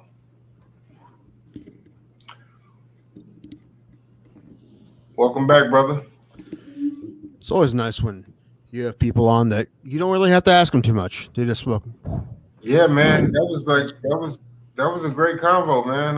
How did you meet him? Through my comedian friends. We have mutual friends. Comedians. Oh, okay. Yeah. This Chris Cullen, I've known for a long time, and he's been friends with him forever. So, is that the guy that Ray is having a beef with? No. Okay. No, that's something else. Anyway, that's nothing. But I mean, I really root for that guy. I hope it goes well. I mean, there's so many talented people everywhere. You think just because people, don't make a living doing something or they're not famous, that there's not talented people up there. I mean, there's people making independent films everywhere. And you know what? You might not see a lot of them, but probably not all of them suck. Do a lot of them suck? Probably, but not all of them. No, I give the man credit. He's living his dream. He's going out there and making it happen. Right. And yeah, I mean, $12,000 is a lot of money in like a normal context, but movie wise, it's not. Right? That's tragically low amount of money. Are you saying he's making this entire film on $12,000? I mean, that's how much he's trying to raise. So we didn't ask. I mean, I'm sure he's putting his own money in it as well. You would assume. Wow. Okay. Well, yeah, I mean, the people I know who've made independent movies recently, some of my friends made a horror movie, and he paid for it himself, and it was like $5,000 of his own money. Well, didn't they say that's how the Blair Witch Project was made? Yeah, that's happened before. I mean, yeah, it's happened before. Like, favorite example is Clerks. That was all Kevin Smith put it all on credit cards. So if, he didn't make money back, he would have been in debt almost forever, right? But he did. He made it back, and they started. You think it was his original plan for it to be in black and white like that, though? Yeah, it was. Well, he did because it was cheaper. Oh, okay. Yeah, but that's why he did it. I forget how much he said. 125, maybe 2. I forget how much, but he just put it all on every credit card, every loan he could get, and he paid for it all himself. And yeah, I mean, that movie's classic, and he definitely made his movie back. His movie's still making money, but and he's had 2 sequels. The last one made me bawl my eyes out. But yeah, anyone if you can donate Indiegogo, Gatling, and there is some cool stuff on there. Yeah, like I said, you can put your name to clerk credits and all of that. And I am going to give him that. I mean, I really hope that would be really perfect if Cage Thunder would want to work with him. I mean, when I talk to the guy, he might not know how serious I am. But the thing is, he's got to talk to Matt. These people talk. I get Matt to contact, and they talk. And Matt talks to him. Matt will convince him because obviously Matt is a, pretty serious dude. He convinced him, I think, that he's for real. It's not bullshit, and it's not. It's real. But yeah, I think that would work out really well. If he could work with them, because they have a mid-sized promotion, but it's about what he's talking about in the script. It sounds like. But go ahead. No, I was going to ask, what is the name of that promotion again? Cage Thunder. Cage Thunder, and is that where Stipe came from? No, he came out of a promotion called NAFS, the North American Allied Fight Series. They haven't been around in a long time, but like when my friend came up, he fought for them too. That was the biggest one in the area at the time. Just Guy fought for him too. No, I just remember you guys telling me about an old fight that he had where it was outdoors and apparently it started raining. The midges, and the midges like were crazy in the cage, and he's fighting Bobby Branson. Like, he kicked him and he tapped out from the kicks, but I think it was the kicks and the midges. He had him in all his eyes and shit. Yeah, so it was they weird. were actually like fighting in the rain. I don't know if it was raining, but it was definitely bugs everywhere. Oh, okay. Like we get like a biblical plague of these like little gnats called minges. Okay. Yeah, sometimes some years are really bad, and that I don't know if you can tell in the video because the video's up somewhere. It's Stipe versus Bobby Brents, but I saw him fight a dude in Gray's Armory too, some just fat dude from North Carolina. He beat the crap out of. But yeah, that was an ass fight in NAAFS, and yes, Jessica I fought with them too until she got to Bellator. Okay. So, but they're gone now. They're gone. Haven't been around in a while. I mean, there's little promotions. If you don't do everything right, you're gonna kind of screw. I mean, I don't know. I don't know why they went under. Yeah, no, I was talking earlier. So I'm looking up this PFL Bellator card, and man, it's slim pickings outside of the main event. Like I don't know. That doesn't mean the fights won't be great. No, I don't imagine they like. I can't believe how much are they charging for this? It's less. It's a lot less than. I think it's $50 max. I think it might be 40. I think it's 50. Dude, UFC charges fucking 80. It's fucking $85 out the door for those pay-per-views. So yeah, I get that, but like comparing it to the free UFC card, the fight night, like if I was gonna pay $40 for one, I would rather pay for the fight night card. Just looking at the lineup that they have, I can't imagine. I don't know who's gonna pay for this. I feel like everybody's gonna like you have to be a diehard hardcore MMA fan. You would assume they make more money from the pay-per-view than if they didn't do a pay-per-view, but I don't know. They're out there, man. I don't know. I mean, listen, I would love to see the Bader Ferreira fight. I would, but I don't want to pay for it. I think who else is fighting on the card? Is McKenna fighting on the card? Who? Patchy Mix? Any of those guys? Okay. Yeah. So the title or the main fight is this guy Renan Ferreira versus Bader. Yeah. Heard of Bader. This guy Ferreira, just based off the face-off, he looks like he's a foot taller than Bader. So he's been finishing a lot of his fights. I'm guessing he's gonna win. I don't know, but the co-main I was gonna say is Impa Kasangane versus Johnny Eblin. So that's a good fight. That's a quality fight. Not one that I would pay for though. Other than that, you got Jason Jackson. He's a fighter of note, but yeah. So after that, it's really a bunch of guys you've never heard of. Although this guy Biagio Ali Walsh, he's actually the grandson of Muhammad Ali. So there's that. Dude, Adrian McKee's on this card. Is he? Yeah, and so is Yoel Romero. Diego Sanchez and Yoel Romero. I was gonna say, where are you looking at? Okay, maybe I didn't scroll down far enough. Okay, yeah, this card is pretty sweet. Pitbull's on this. Yeah.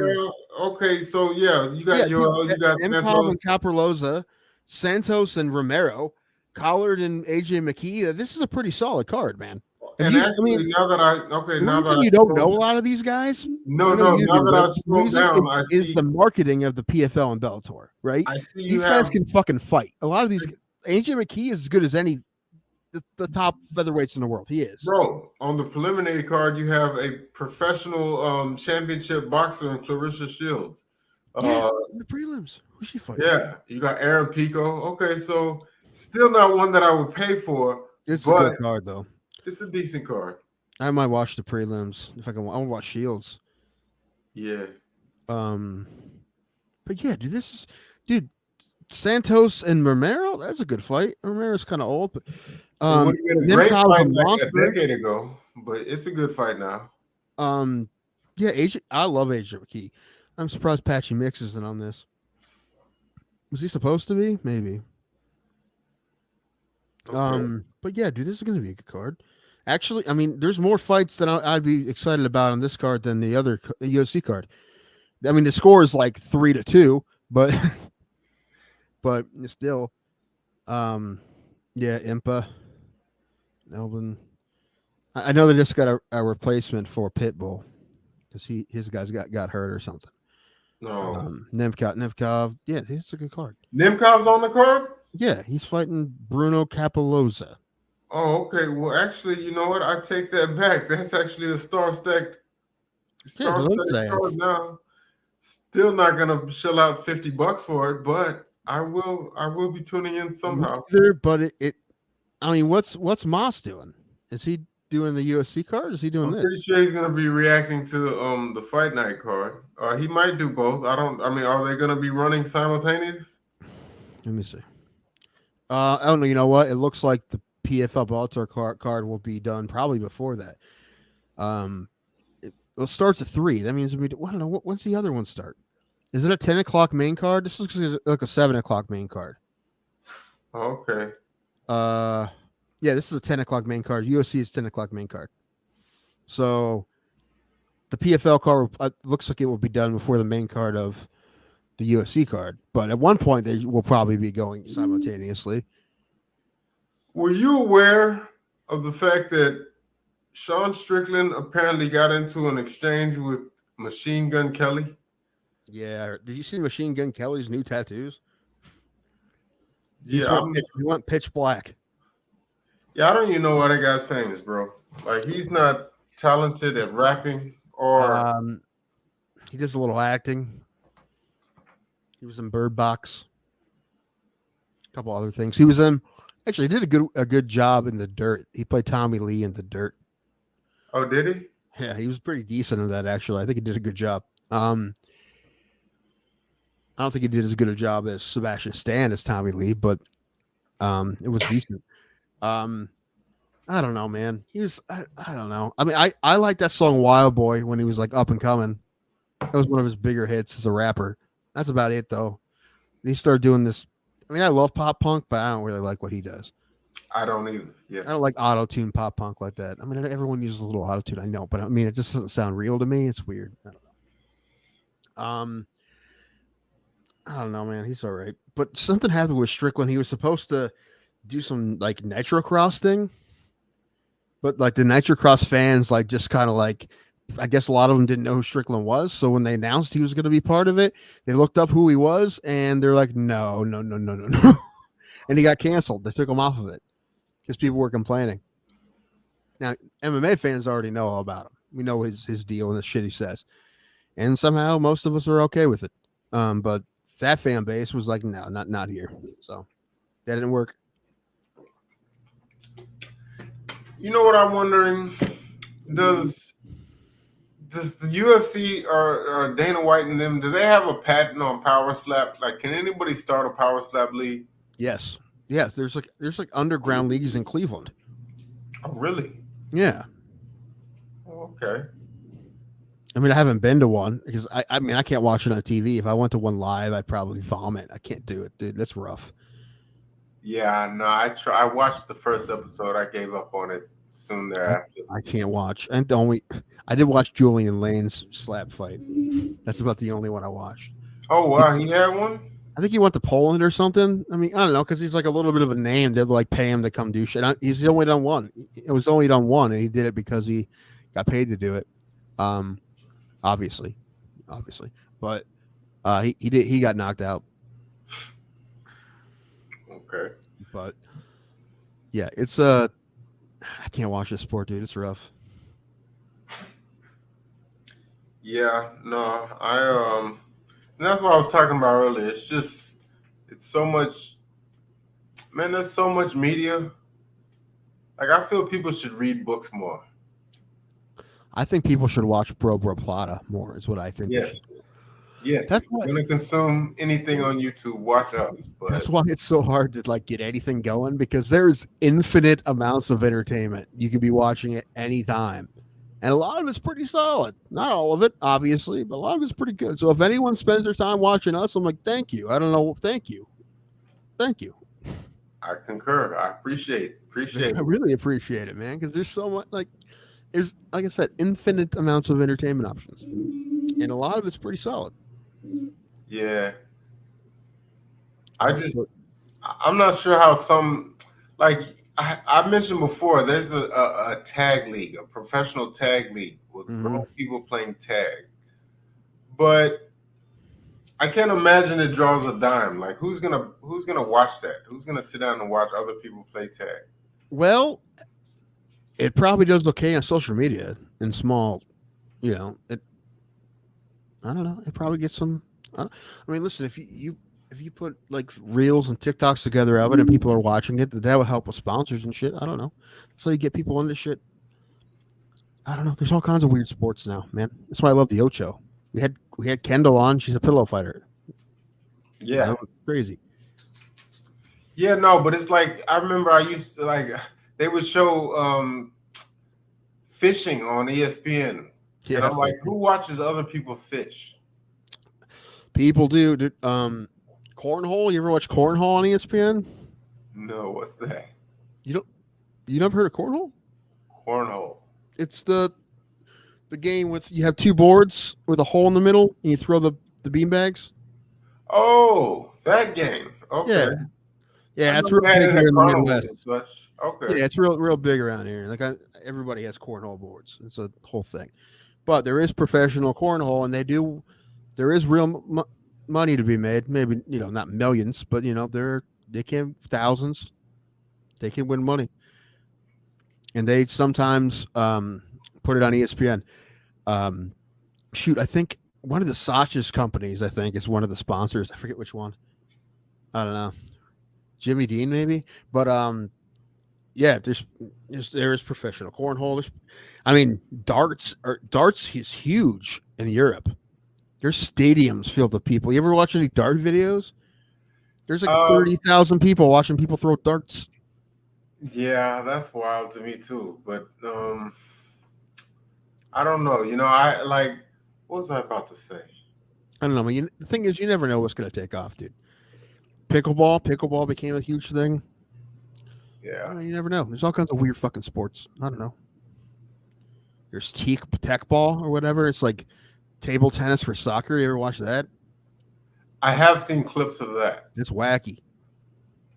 Saw this thing online on a like an officials page on Facebook. They're trying to get more people become tech ball referees. I'm like, I could do that. You just sit in a chair. Sounds pretty decent. Yeah, that's probably isn't that many rules. Yeah, I never heard of any tech ball tournaments around here though. But I don't know. They may happen.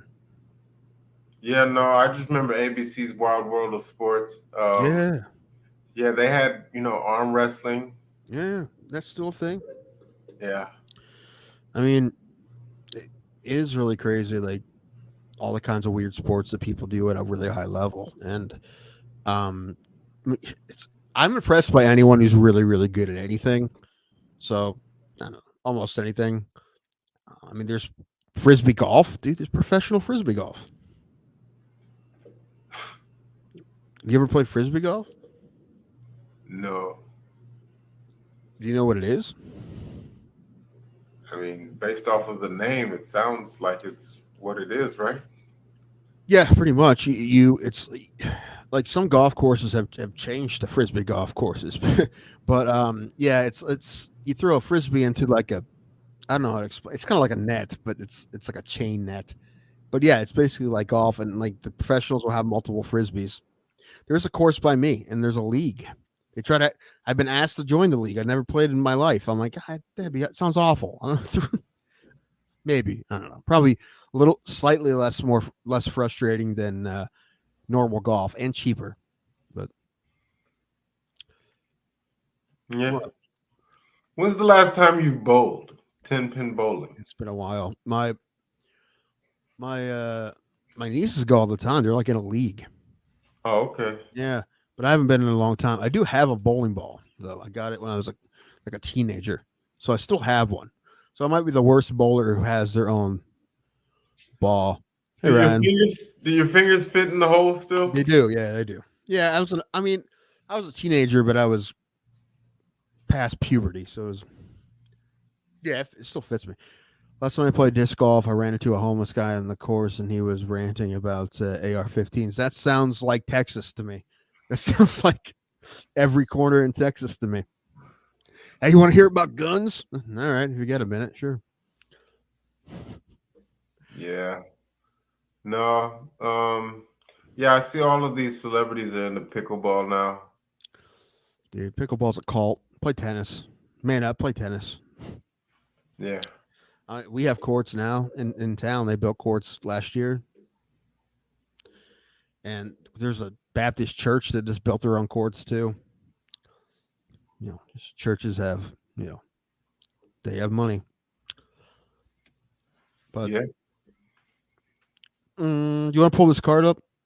Yeah, absolutely. Okay. I gotta make my picks. I haven't made my picks for Tapology yet. Maybe I should pull it up.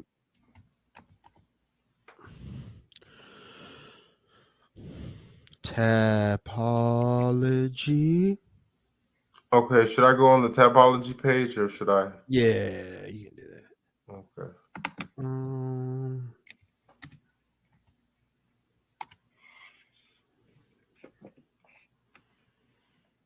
Brandon Moreno. Okay.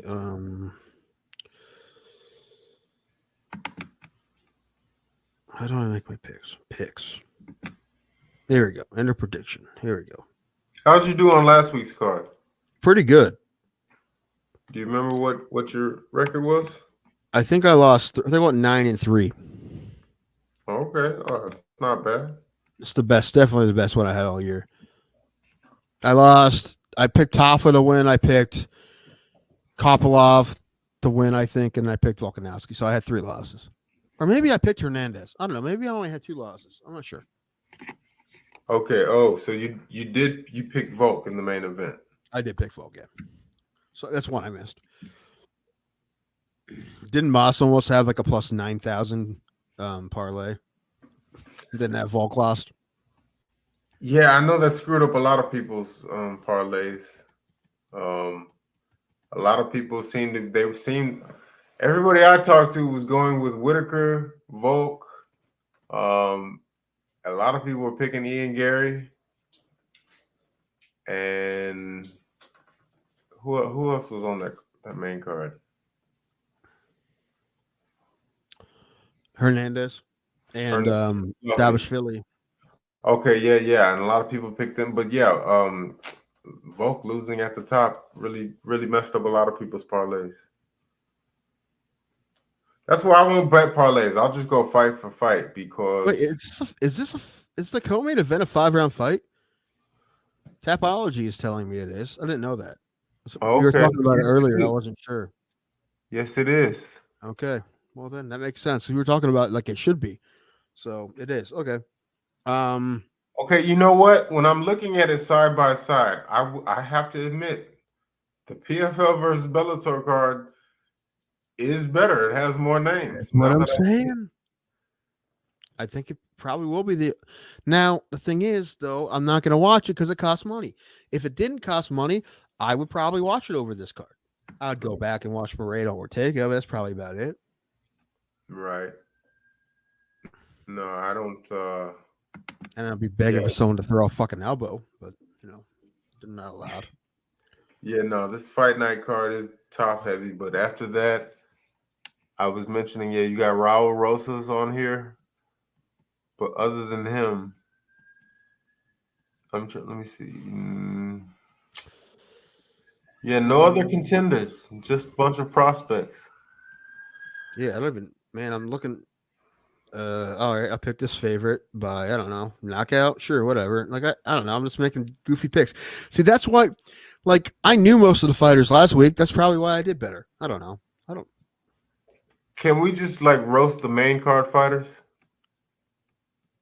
Yeah, hold on. I'm looking at Rose. He's gonna win, right? Yeah, probably so. He's You could knock this kid out first round. Screw it. All right, fuck it. probably submit him, I would say. He's gonna knock him out. You think so? Sure, why not? Okay. Here we go. Main card fight. Starting off the main card, we have Manuel Torres versus Chris Duncan. And right off the bat, you got, let's talk about chest tattoo, Chris Duncan. What do you think about that chest piece? Hold on. I'm picking other fights. Hold on. Oh, okay, do you think? 1, 2, 2. All right. What we got? Duncan and I'm just gonna say, Chris is that an Duncan. Avenged Sevenfold tattoo? What is it? Yeah, it looks like wings and is that a heart or a rose or something? I don't know, but I'm just gonna say this: Duncan looks like he gets his hair cut at a black barber shop. Yeah, fade him up nice. I mean, listen, if that's as a white person, if that's your style of haircut, that's probably where you should go to get it done. No, I'm not it's saying clean. white It's barbers really can't do it, but if that's what you want it that high and tight, you want it like that, you want it faded up like that, yeah, that's where you go. Not my thing. I have an oblong head. And Manuel Torres, he just looks like a greasy individual, somebody who I would not That's trust. racist. I'm just He looks greasy to me. he He doesn't look trustworthy. something about him, man. I'm picking him. I'm picking Torres by decision. Okay. Don't know why. Because I want to. I was gonna say, are you familiar with either of these guys? Nope. Oh, dude. Look. Never mind. Not important. Okay. Credit to you if you wow, she's actually a baddie. Can't pronounce her last name though. How do you say that? Yasmin. Hold on. I just picked that fight. Yariga? I don't know. No idea. Rigui versus a woman named Sam Hughes. Huh. Yeah, I just picked that fight. Who did I pick? I picked Jagura by submission in the second round. I'm gonna go Hughes. I'm gonna go Hughes because somebody once said you always go with the less attractive fighter because they have less to lose. You know, getting punched in the face. And that's just a bad picture. I doubt she's a bad looking lady. I don't know. no, she's not ugly or anything, but just based off of these pictures, yeah, I would think Yasmin would get more attention at a bar, maybe. You would assume, unless she doesn't speak English, and she's like in Kentucky. Right. Well, no, ran out of the bar. I'm sure. Well, okay. Oh, yeah. Okay. She's from Mexico. You know what? I actually think I remember her seeing her fight before. Dude, we probably saw a lot of these people fight. We're talking about with two joints. So it's hard to keep track. I mean, there's 15 fights every week. Yeah. Everybody. As far as the Sam Hughes goes, though, based off of this profile pic, what are your immediate thoughts?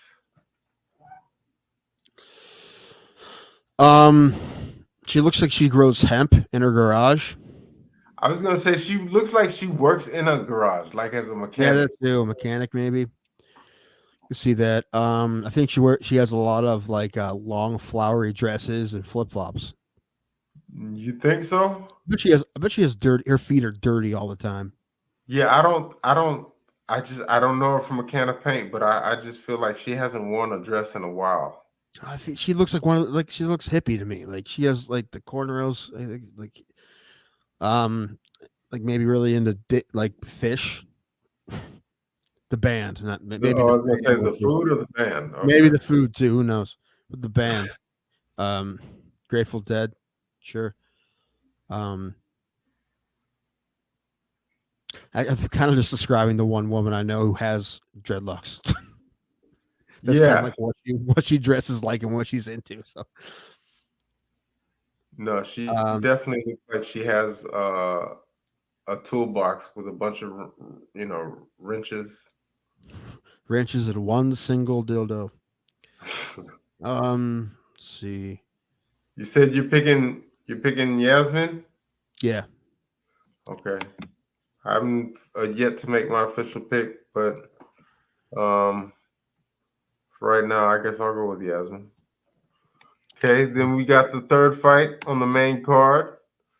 Undefeated prospect Raul Rosas Jr. versus Ricky Turcios. Wow. Yeah, I just picked Jay Leno chin, although you can't see it with this picture. He's hiding his chin in his hands.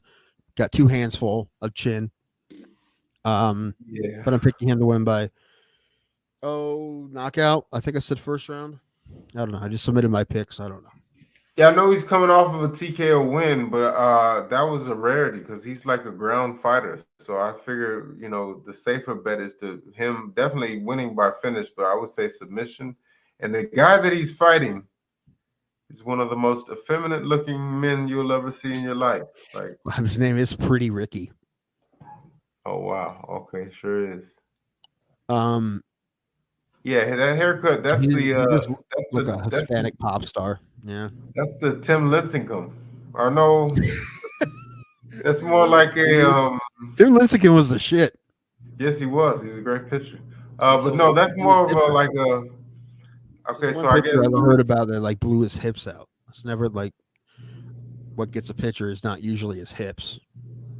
Well, this guy. Okay, so yeah, a lot of Mexican fighters on this card. This guy Ricky Turcios is one, but he looks like a lost boy. Bro, he looks like he could be in BTS or something like that. Yeah, I was gonna say that. I was gonna say he's the next Peter Pan. Yeah, K-pop. I was thinking K-pop all the way. Yeah, that or like I think he's running from Hook. Rufio, that's something like that.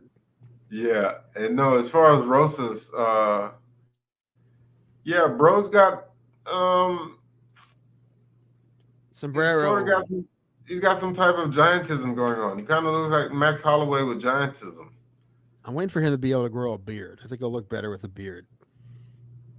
I don't know. I think good thing he can fight because I hate to sound so mean, but God did him no favors in the genetics. I don't think he's bad looking. He just has a very large like stone chin. It's like a big like an Esther Island head, like a like.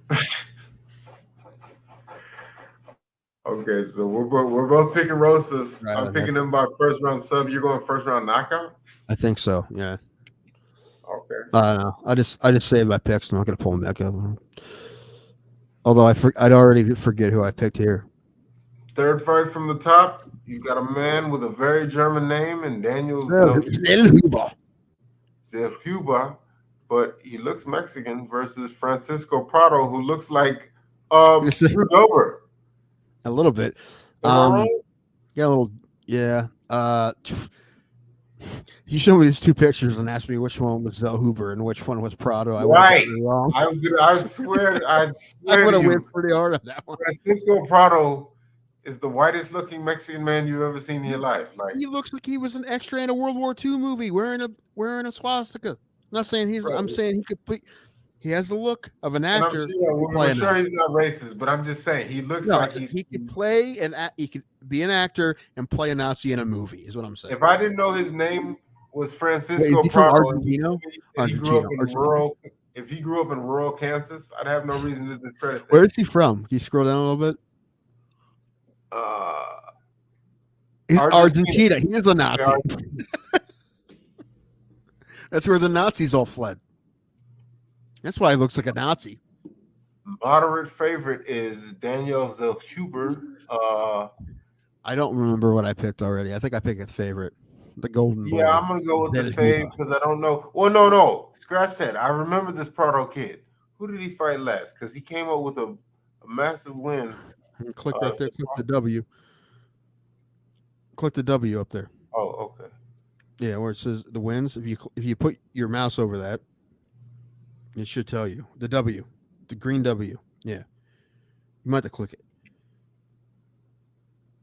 Is it not working? Can you click it? Maybe my laptop's just slow. It's not. No. Okay. Well, no matter. No. I'm gonna do the underdog here. As far as what happened? It almost came up. Oh, did it? Yeah, I think. You just got to click on that area right there. Yeah. Azwatar. That's right. He knocked out Azwatar. Yes. Potato smuggler. So I'm going to go with Prado here. I'm going to go with Prado. Yeah, going. As far as Zell Huber, yeah, he's got kind of that Ralph Macchio aesthetic. It's just like so funny because I would have like completely got this wrong. Like which one's which? Well, that's definitely Zell Huber, and that's definitely Prado. Yeah, no, but he's definitely got that Ralph Macchio thing going on. Well, I don't know, maybe something like, I know he's a grown man, but he does kind of look like a 13-year-old boy at the same time. Didn't I lock these in already? Oh, dude, I missed a couple weeks ago because I didn't hit the save button, and I thought I did. I have Zell Huber by TKO in the 3rd round. Okay, wow, okay. Well, I'm going with the underdog in this one. Hopefully it pans out for me. I'm going with the doppelganger of Drew Dober. And now we get to the co-main event, 5-round contest. No belt on the line, obviously, but... Oh, you know what's coming up soon, Pauls? A contest we've done every year at Bro Plata, and no one ever participates except for the people I guilt into doing so. The NCAA Bracket Challenge. Oh, yeah, March Madness right around the corner. Yes. I think the most we've ever had in our group was like 4 people, and it's just because they like begged everyone to do it. Okay, well. But it's funny because the winner gets to name an episode, and it's usually pretty funny. Okay, well, I'm definitely gonna enter that. What was it? Oh, the last one was my friend Alan won, and it was the continuing. It was a picture of me and Ray and Tucker Carlson, and it was the continuing adventures of the Tucker Carlson fan club. And we got a strike on Facebook for it. I still don't know why. Oh, really? Yeah, we had. Did you watch that? Did you watch that entirety of that Vladimir Putin interview? I watched. He didn't ask him anything. Okay, I've only heard about it. I didn't really just check it out. Apparently, he didn't ask him anything, and it's like really frustrating. He was afraid. I'm sure he was afraid. Doesn't he know that man kills people? Yeah, but I think he actually. Why is that the guy that we had of all the American journalists? When we signed Don Lemon actually would ask him questions. Oh my gosh! And he wouldn't let a gay man talk to him. That was the thing. Yeah, I can't stand.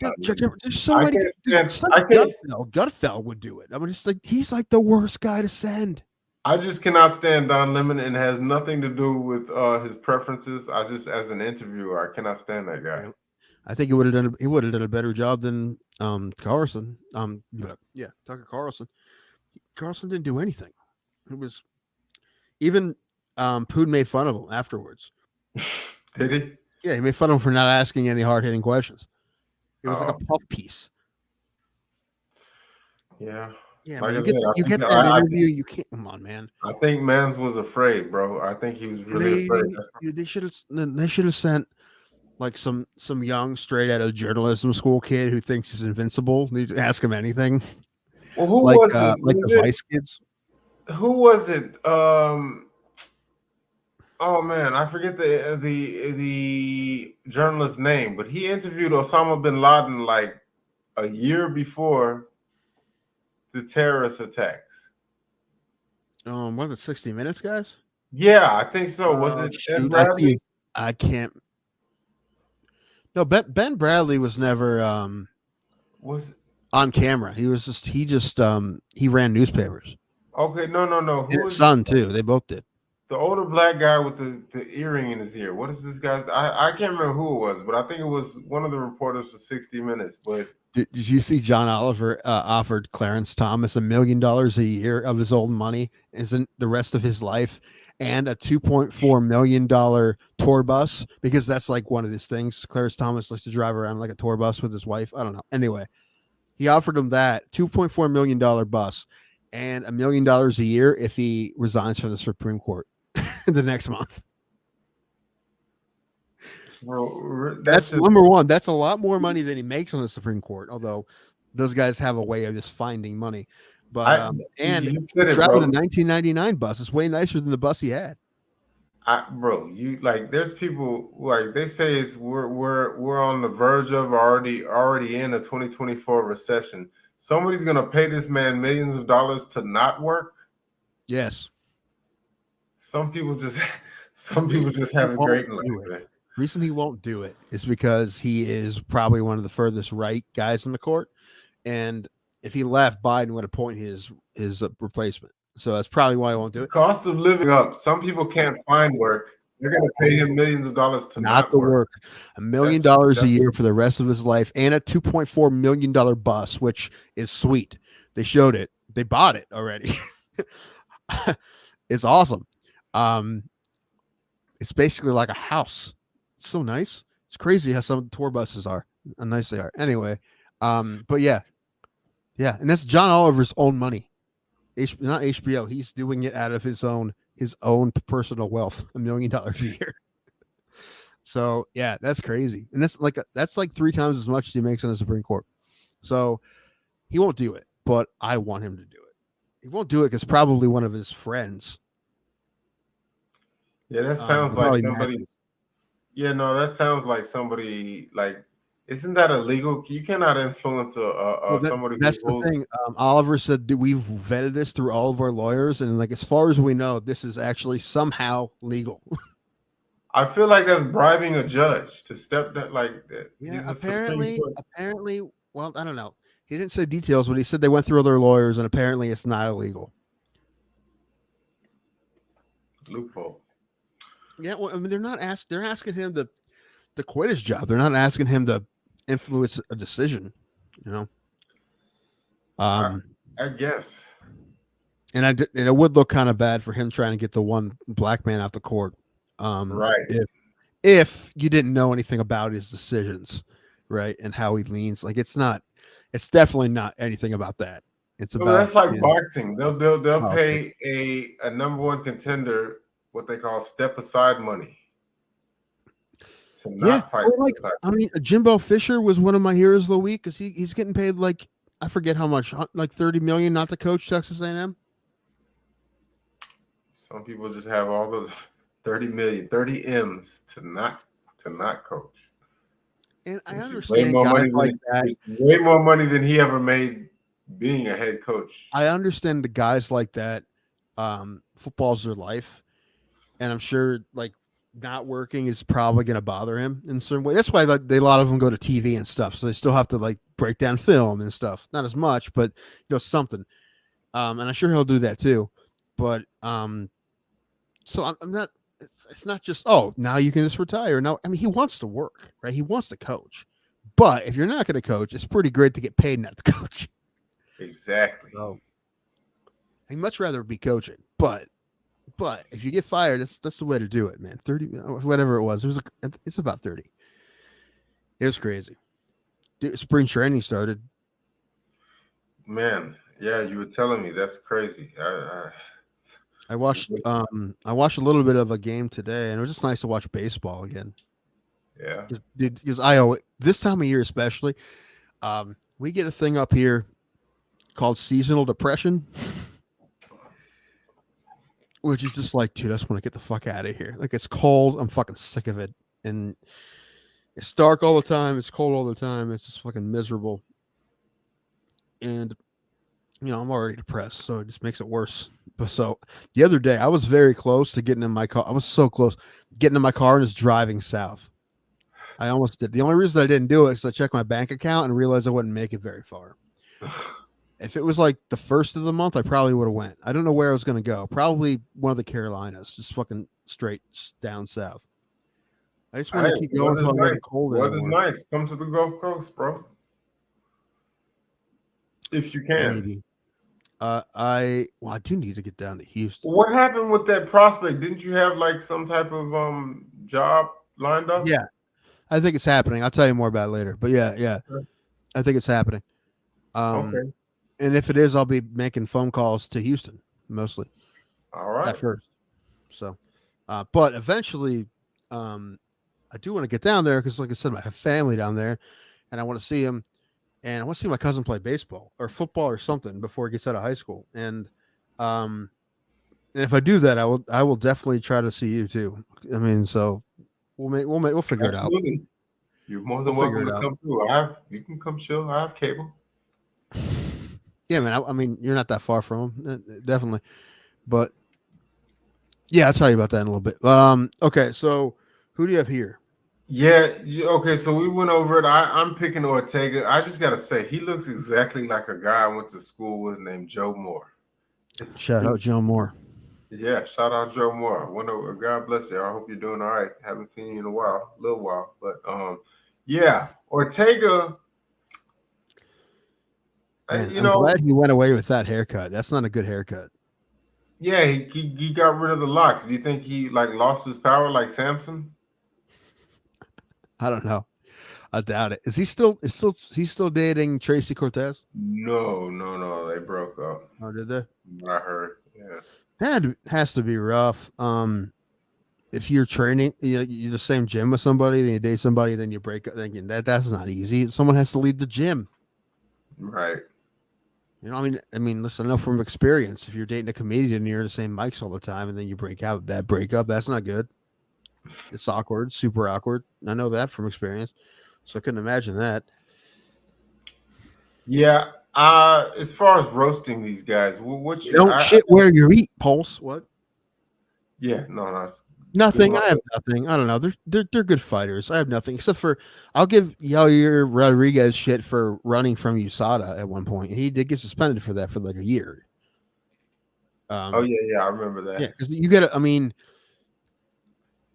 I don't know. To everyone else, if you're not in that game, it sounds a little ridiculous that you have to tell these people where you are at all times. But that's just the price of playing the game, man. You're a fighter, you have to check in with USADA or whatever the new organization is. It's just other sports, it's WADA or whatever. It's just the rule. They do randoms to try to keep it relatively fair as ish as I can, right? So all you got to do is like, hey, I'm on vacation this week. You can't like just leave and not tell them where you are. And apparently, I guess like they asked him where he was and he didn't tell them, so that's a suspension, right? So he obviously, I'm assuming he was on shit. He had to be, right? Why wouldn't you tell him any other way? USADA has people all over the country and probably places in the world. They can find someone to take your pee anywhere.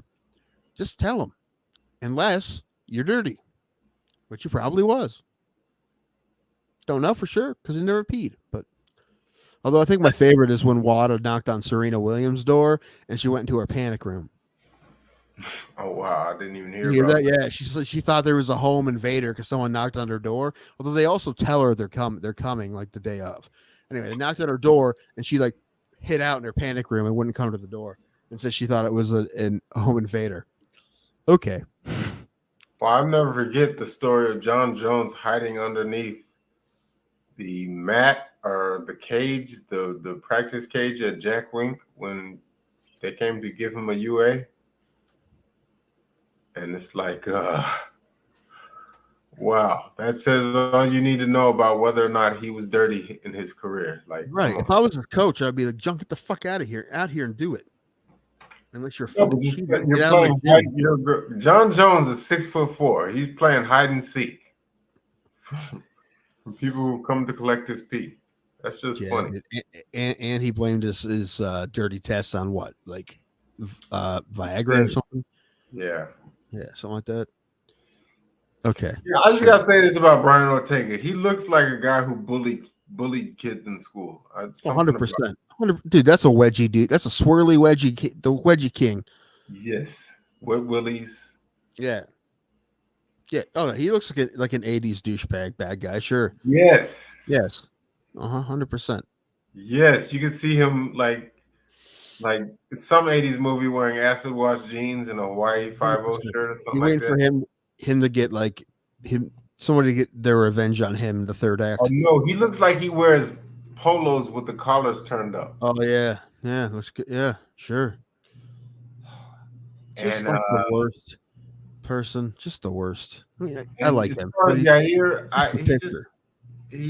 there's nothing. He looks like that's a good picture.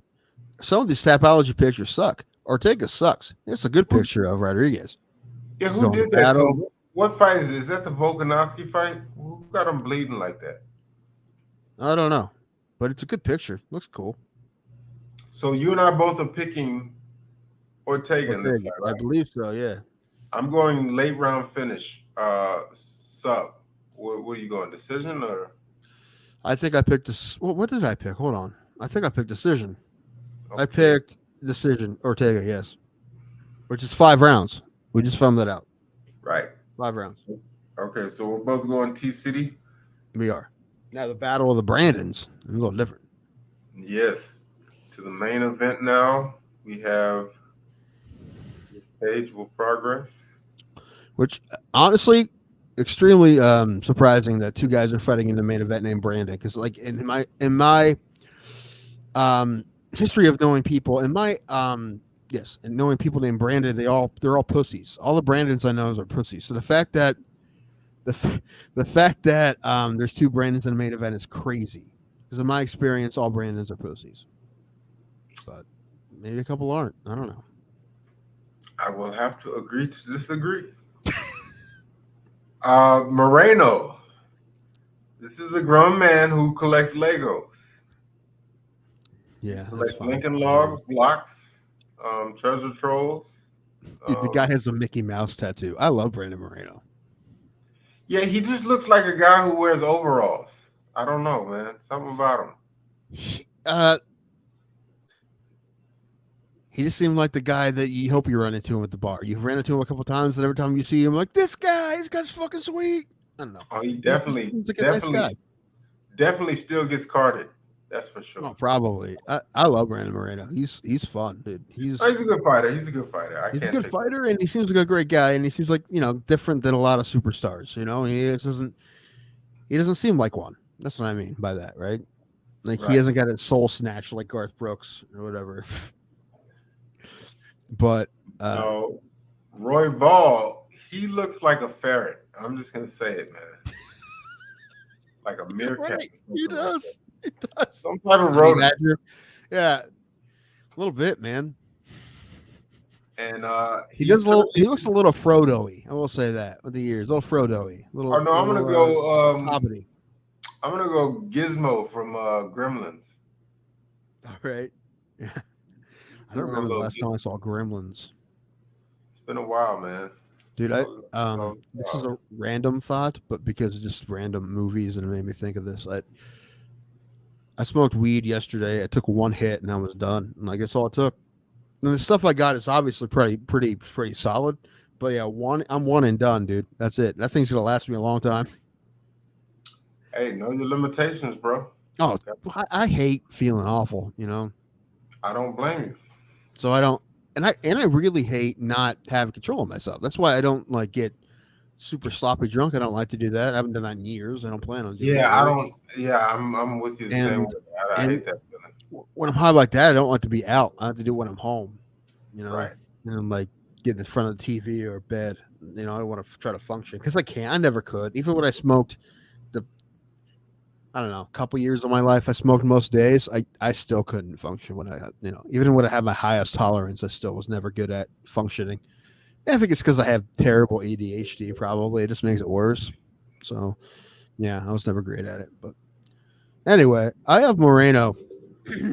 Yeah, I mean, to me, this is like a no-brainer, especially after what's the line? The performance that Royval put up in that fight against Pantoja. Yeah, I get Pantoja's good. I think the last time they fought, Moreno beat him pretty quick. Yeah, but I think this will be different. But I do have a submission by Moreno in the 4th round, championship rounds. Yeah, I mean, he's definitely, in my opinion, gonna win. I don't know if he'll get the finish because Royval's fairly durable, but no, it's not even. He's only minus 250 favorite. Is Moreno? I would have thought more. Yeah, I mean, wow. Brandon Royval is from Littleton, Colorado. Did you freeze? Oh, there you are. What? No, I said Brandon Royval is from Littleton, Colorado. You know what that town is famous for? No. You don't, for real? You can give me a hint? There was an incident at a high school back in the. Oh, I thought. Well, it's Columbine High School, right? But it's in Littleton, Colorado. Yes. Okay. All right. And fun fact: the creators of South Park went to school there. Did they go there? Or they're like from the area. I don't. Did they I actually? thought I heard that they went to school. I know there. they're don't definitely from the area. I don't know if they went there exactly, but Okay. I saw this was really. This is pretty funny. I was looking at like a couple years ago, like national high school football rankings or something, and in the comments, someone's like, "Dude, you need to put Columbine High School on the list because they're killing everybody this year." And everybody below is like, dude, that's not funny. Dude, you're an asshole. You're freak shit, blah, blah. It's not funny. Trying to make a joke, blah, blah, blah. And the same person after that just put Columbine's football schedule. And they like beat everybody by 30 points. So like he was being serious. He wasn't lying. Okay. He wasn't lying. Like, they crushed everybody. He's like, I'm not trying to make a joke. They fucking kill everybody. I laughed so hard. And that was hilarious. It's like, dude, they fucking they crush everybody. What do you want me to say? Yeah. They win by large margins. Yeah. But yeah, so we're both going with Brandon Moreno. Yeah. What do you think is going to happen? I'm going decision. I'm going unanimous decision. This would be a really fun fight to go to. Well, Sam Alvey told us about how fun Mexico City is. Oh, is that what this called? Yeah. Okay, Mexico City, Mexico. Okay. Yeah, Mexico City. Yeah, man. I wanted to go. I was trying to go for New Year's. I wanted to go to TJ, to Tijuana. Just couldn't. All right, man. I'll come down and we'll fucking go to Mexico. I've never been to Mexico, so I'm down. You've never been? No. You ever been to Canada? Once as a kid, and we went for like a day and came back. We didn't stay or anything. Now I was in Europe. I went to Europe for a week when I was 18. Okay. That was the last time I've been out of the country. I want to go again. Everywhere. That's one thing about if I start working again, I make a little bit of money, man. Hopefully I can like do some trips because that's what I don't care about money too much, but I would like to be able to go places. That's one thing that I haven't done enough of that I would like to do more of is travel. Travel, yeah. Yeah. And there's a lot of things I'm not really into. I'm not much of a beach person. I like to go do stuff. You know? That's why I thought Vegas was great because there's infinite amount of stuff to do, you know. But like when my family a couple years ago went to Myrtle Beach, they asked me if I wanted to come. I'm like, no, not really. I'll just hang out here. I'm like, it's just, I'm just not I don't know. I mean, maybe I can be drunk and lazy anywhere. Right. I don't need to do it on the beach. Listen, Myrtle Beach, they got some real treasures on the Gulf Coast. Myrtle Beach, I've been there. Mississippi, Galveston, Texas. They got some real treasures. What do you mean by treasures? Are you being sarcastic? Like as far as towns go, like as far as vacationing, if you ever want to, people could. I feel like more people should. Everybody wants to go to Hawaii. Mm-hmm. Or something like that. If you want to like Biloxi, you've got all these different casinos in towns. They have really Biloxi's a cool town. Yeah. Really? Yes. I never thought let's go to Biloxi. Bro, I'm telling you. I believe you. You got like Harrah's, the Beau Rivage, Boomtown. Are they all like in the same area? Yeah. Oh, that's cool. I don't know that. Yeah. So you got Biloxi, then you have a neighboring town called D'Arbonne, Mississippi. It's right next to it. It's actually where Jason Knight, former UFC and now BKFC fighter, is from. I feel like I have to fly to Mississippi. I'm afraid to drive through Mississippi. You're afraid. Yeah, I'd probably be fine. Yeah. No. Mississippi's great. I've never been to Mississippi. But I mean, that's one thing too. It's traveling. I want to, this country. There's a lot of places in this country I haven't been, So however, I got to have like a one thing that I plan to do there. Well, like Biloxi, you could gamble or whatever. But like I heard Boise is like a sneaky cool city. Really? Yeah, I heard that. This is surprisingly surprisingly a pretty sweet city. That's what I hear. I don't know, but. I mean, you think Idaho, but it's the city. It's the biggest city in Idaho. It's like, it's not the rest of Idaho. I mean, as far as tourist attractions, I would only want to go see that blue field. Feel like I see that. They have blue fields in Ohio. No. I'm talking about where the football Boise team. State. Yeah. Yeah. That's a cool field. What was the town in Texas you said? Galveston. Oh yeah, I know Galveston. I haven't been there, but I'm well aware of it. Oh man, Galveston. That's on the Gulf, right? Yeah, Galveston is a vibe, bro. It's like it's a nice. What's down there? Is it like a beach town?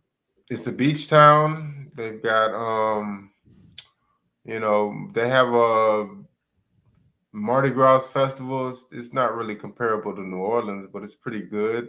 They got Moody Gardens down there. Oh man, that'd be my speed. I don't want the Mardi Gras. I went like the third or fourth Mardi Gras. I remember you said before, you have no interest in going to New Orleans, man. New Orleans. No. I have no interest in going to Mardi Gras. Oh, okay. Now New Orleans, I would love to go to New Orleans, but not during that. That's not. Yeah, I don't blame you. Yeah, I think it could get kind of crazy. But hey, listen, the next year when the Browns are in the Super Bowl, great time. Oh, is that where it is? Superdome. Okay. I'm speaking it into existence. Cowboys, Browns, Cowboys. And I'm so serious. If that happens, I don't care what's happening. I'm going. Especially if it's right there. Louisiana is right next door to Texas. I don't even know if I can get tickets to the game, but I'm going definitely, just for the festivities. I'm starting to worry about my hairline. It's not bad, but Rogaine, bro. I don't think I need it yet. Or some Geritol. No, seriously, liquid Geritol. It's moving a little bit, but it's not that bad. I mean, for my age, it's kind of average. Everyone in my family has a hair, so. Oh, okay. So, genetically I should be all right, but who knows? But it's definitely not as good as it was. But that was, 10 years ago, but that's normal. Right? That's when it gets real bad. It's the problem, right? I just want to, if it gets up to here, that's going to be a problem, I was going to say, if that happens, if you start to develop the cul-de-sac, are you just going to shave it all off or what? Well, what sucks about my brother, has the same hair genetics I do, but he shaves his head all the time. And he looks good with a shaved head. I don't. I remember from middle school, I shaved my head one time and my head is lopsided. So I don't think I couldn't pull it off, dude. I have to be a hat guy or something. I have to figure something out. Like if I could afford the surgery, I'd probably get it right away. I like my hair. It's my favorite part about myself. That's why I won't cut my hair. I think about it all the time. Then one person compliments my hair, and I'm like, you know what? I got to keep it. Okay. Well, good luck to you on that, brother. And I don't know. My dog is really it's about that time. We're good, I think. Seems like she wants me to take her outside to use the facility. Yeah, I think we're good. I think we did our due diligence. We pretty good. Thank you for Two Joints for helping me out when I was being left hanging. Yes, I'm sorry about that. Sorry for my lateness. Thank you, Jays. And shout out to Matt Kane. What's his name? Matt? Yeah, Matt Kane. Matt Kane. That was a great convo. I think I'm gonna clip some of that. Yeah, definitely. And definitely check out his film's called Gatling. Help out if you can. Anything helps. You like I said, I think $5 you get your name in the credits, so that's pretty cool. And I'm definitely gonna get him those contacts because dude, if he worked with Cage Thunder, that'd be actually pretty perfect because this is right there in Akron, and they've had the fights in Akron, and they're a good promotion, and they deserve to get some help too. So it would be good. It'd be good. I'm really happy for Matt for doing this, and I really hope it goes well. I mean, dude, making a film is a whole feature. Dude, I made one short, and we did it in 2 days, and I got physically sick. That's how much you worked on it. I'm definitely gonna be on the lookout for this film, and I'm gonna support it now, just based off of that interview. 100%. Yeah. I'm definitely rooting for him, and I hope it all goes well. And yeah, I'm gonna get him those contacts for Cage Thunder. So, overall, pretty good episode. You know what? We don't need Ray, Paul. That's what we realized today. We don't need. Listen, I would have rather had him here. I'm assuming he just fell asleep. Hopefully, he's not dead. Yeah, he told me he was going to be here, then never showed up. So I'm assuming he just fell asleep. That's fine. He will be back Tuesday. I won't. Next week's going to be a weird week. Another weird week. I won't be here Tuesday. I'll be in Pittsburgh at a concert. And then I think Ray's going to a concert Thursday. So Thursday would just be you and me. And nope. And my friend Matt Onesti is going to be here. Matt's a hilarious comic. He'll be with us next Thursday. Okay. And then but Tuesday, I don't know what you guys are doing Tuesday, but I won't be here. But good luck. You'll be all right. You can do it. Hopefully Ray's better by then. If not, Pulse is he's gonna read his manifesto to you guys in its entirety. If you or him cannot go, with your permission, I would like to bring a friend on. It's fine. Do whatever you want. Okay. As long as it's not someone who's gonna get us, removed from YouTube or anything like that. As long as they behave within the parameters of, YouTube, we're good. And that's pretty wide parameters. So, no, should we start having political debates on this show? So we start. You know what? I'm thinking that might help us do some numbers, especially when it gets closer to the November. I don't want to yell. I don't want to have a fucking shouting match with you guys. I really don't. No, I don't want to debate anything. But if we can get some of that traffic, I don't think it's a bad thing. But should we start running political ads? That'll be funny. Well, they want you to. They want they ask podcasts to run them for them, for free. Oh, really? Can we run them both? Yeah, we can. Let's run them both simultaneously. Split screen, run them both. Man, I'm not looking forward to this year, election year. It's going to get ugly and terrible, and it's not going to be fun, man.